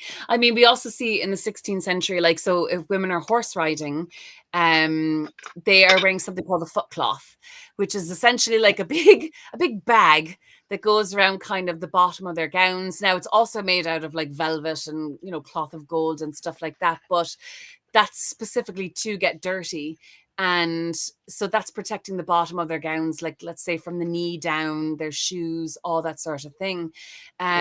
So there are ways. And of course, the whole part of being a noble is to, have this elegance, this the sprezzatura. Sprezzatura, Castiglione's term. Love it. Fantastic. Exactly. It's so good. It's so good. This effortless grace, this effortless classiness. And so being clean is definitely part of that, staying clean. When the peasant is out laboring, not only does his body get dirty, but his clothes get dirty, and you're able to avoid. All I can think of is the Spanish word ensuciarlo. You're able to avoid yourself. Yeah, you won't get dirty. Yes. Yeah, exactly. So yeah. What was the other question? That was a two-parter. Yeah. The What one was it? was the Lena. The Lena lasts longer. Oh, the with saffron. saffron. Oh Yeah. yeah. I haven't seen evidence that saffron significantly protracts the life cycle of linen. I haven't seen any kind of scientific evidence studies done on that or any kind of analysis. Have you, Yeah. Melissa? I've seen people in the 16th century who said that it did, but as far as, like you say, modern science, I don't know if that's actually true or not. So that would be an interesting project. Yeah. And, Probably and so would. the Naturally, same, no, I'm so not doing that. the same person who also doesn't bathe for a year, doesn't wash their shirt for a year, should get back to us with some analysis versus, of course, then we're going to have to someone be the control. So someone will have to therefore wear a white linen shirt for a year, Yeah. Oh my and God. then we can compare the wear, tear, and bacterial growth. God. Oh Lord. That doesn't bear thinking about. They'd want to have lost their sense of smell entirely. They would have. By the end of that, their brain just wouldn't register it Yeah, anymore. yeah. No, I don't think you can cope. No, so What you is could only horrible do about that if this you saying when had people like that? anosmia, basically, and never had to go into public. Right. Everyone's Oh God. When I was in the military, every once in a while we'd come across somebody who just did not clean themselves. And the punishment, Rachel probably knows this punishment as well if you don't clean yourself in the military, where the other men will get you and they'll drag you into the shower and they'll literally scrub Scrub you. you. Yeah. Scrub you. And it's Yes. every once in a while. I think every 100, so it's 300 men per battalion. So it's like one out of every 300 men we'd come across do not clean themselves. They don't clean themselves.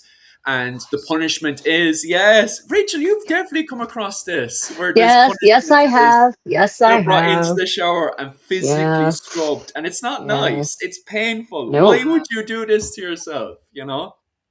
And Well, it's not like the lads are nice. I mean, well, here's the thing. If you haven't showered or bathed or washed your body in any way for a long enough time, you need to be scrubbed like hard because you're, oh God. That Wow. is just like permeating several levels of Oh, skin layers. Mm. Age, like, oh. yeah, I bet there are some teenage boys who do that. Mm, 100% like, mm. yeah. No, I shower at least once Whether a day. their families would want them to live in the same house is another but Stop. Some poor mother having to deal with that. And there is oh, out there. Okay, so sadly, I do have to wrap it up, which is quite depressing because all the Americans quickly jumped on. We were literally saying goodnight to all the Irish, and we have to sadly say goodnight to Melissa as well because you're over in Ireland, which is a pity because all the Americans are now jumping on.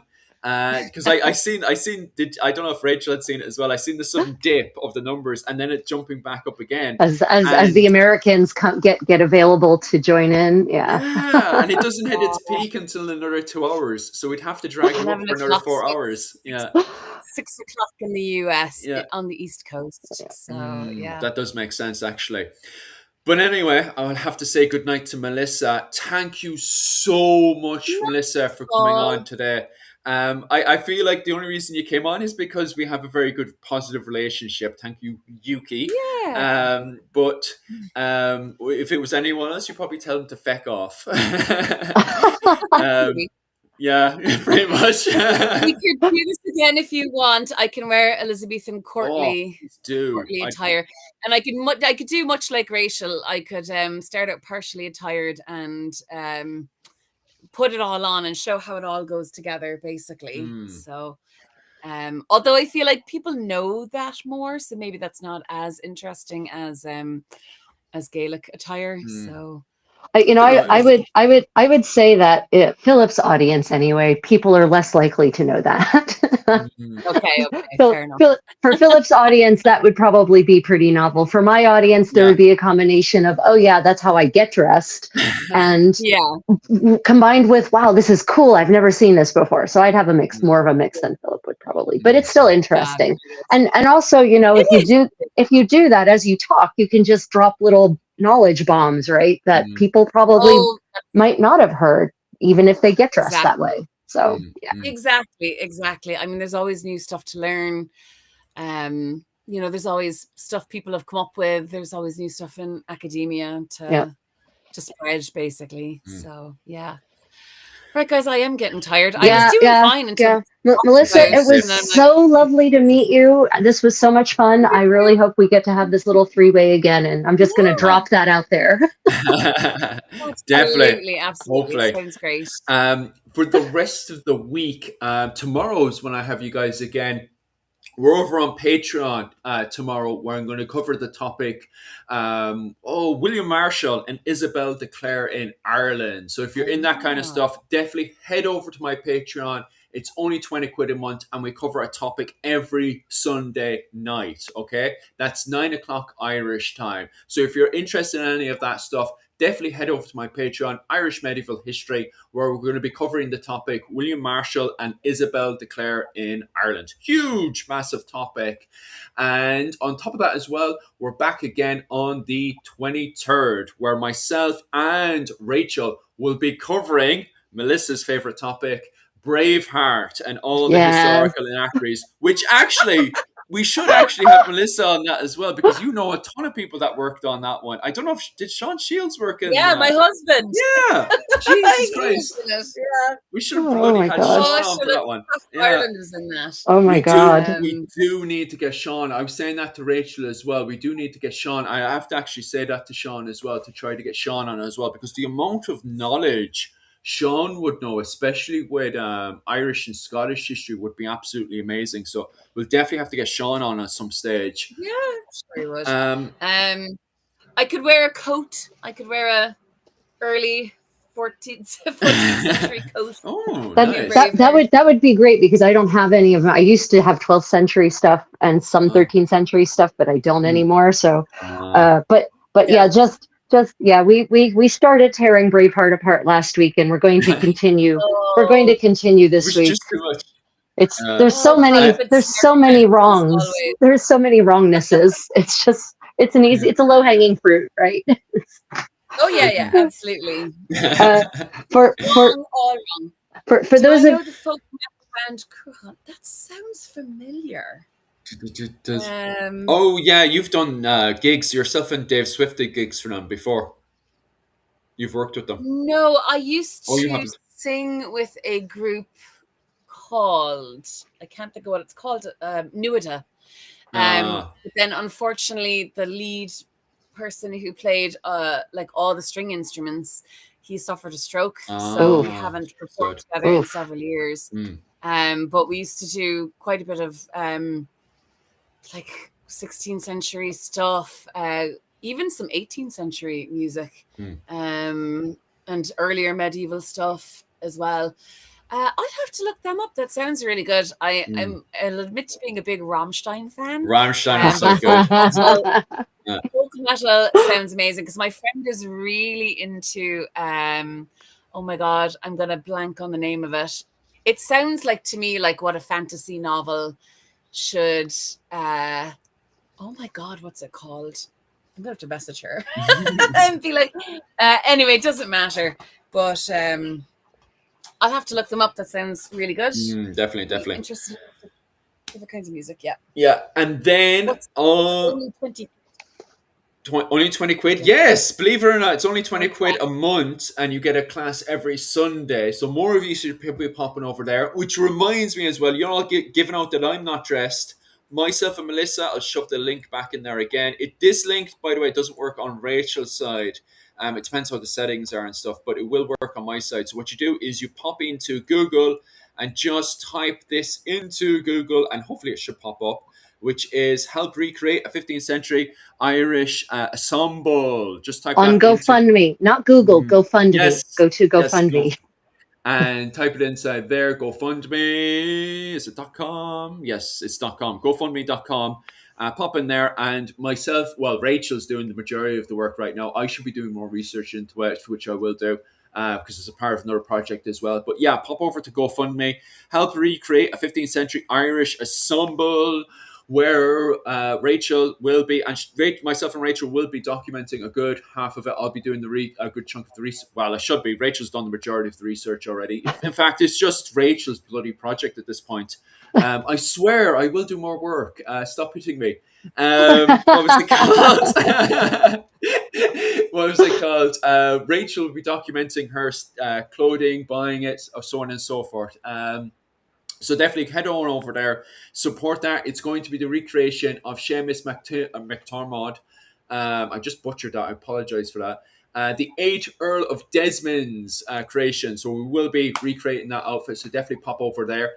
And also on top of that as well, on Christmas Eve, the 24th, we're going to be doing, what was it we're doing again? Christmas. We're going to be doing, covering medieval Christmas. So we're going to be talking about everything. Both Irish medieval Christmas and just Christmas in general during the medieval period. So definitely pop over, and that's going to be public as well. So both the Braveheart one and the Christmas one will be on YouTube and perhaps Facebook and Instagram as well, depending on how cranky they are, because you know how they can be. Yeah. And then that's us pretty much finished. Yeah, so for those of you who are on my channel, I've got another live stream in an hour and 45 minutes. So I'll be back with my medieval sewing party, and I'll have a guest on, and he's gonna be interviewing me. So if you want to see me get interviewed, that'll be in an hour and 45 minutes, and I'll just be continuing to sew the way. You guys know I can't do nothing while on a live stream, so it's not in my nature. I think somebody asked if I do anything on YouTube. I don't yet, but I'm thinking about it. I am going to be on an episode of Talking Tudors podcast in January. So very cool. Hearing about 16th century gift exchange at Christmas. That's pretty much what that's going to be about. And I'm very active on Instagram, and my Instagram is, well, I'll just drop it in the chat. So how do I do that? How do I type in the chat? Seems to only be other people. It's locked. Can you put it into private chat, and I can actually copy it over? If it's locked, just type the private. Okay, Villa Vendetta said, will that be for UK time? So UK, no, so I think the dates that Philip just quoted were for US times, I think. Yeah. Middle of the night, UK. Yeah, it's like 2-4 in the morning. And the reason I do apologize, it's just that's for us, that's the peak of our audience is around, 2-4 a.m. Irish and UK time. So I do apologize for that. I am doing events here and there, but God, like trying to get up at 6 a.m. and 5 a.m. in the morning and stuff for me. As you know yourself, it's 5 a.m. in the morning. So I do it here and there with the lads and stuff over the week and stuff. So I see what I can do.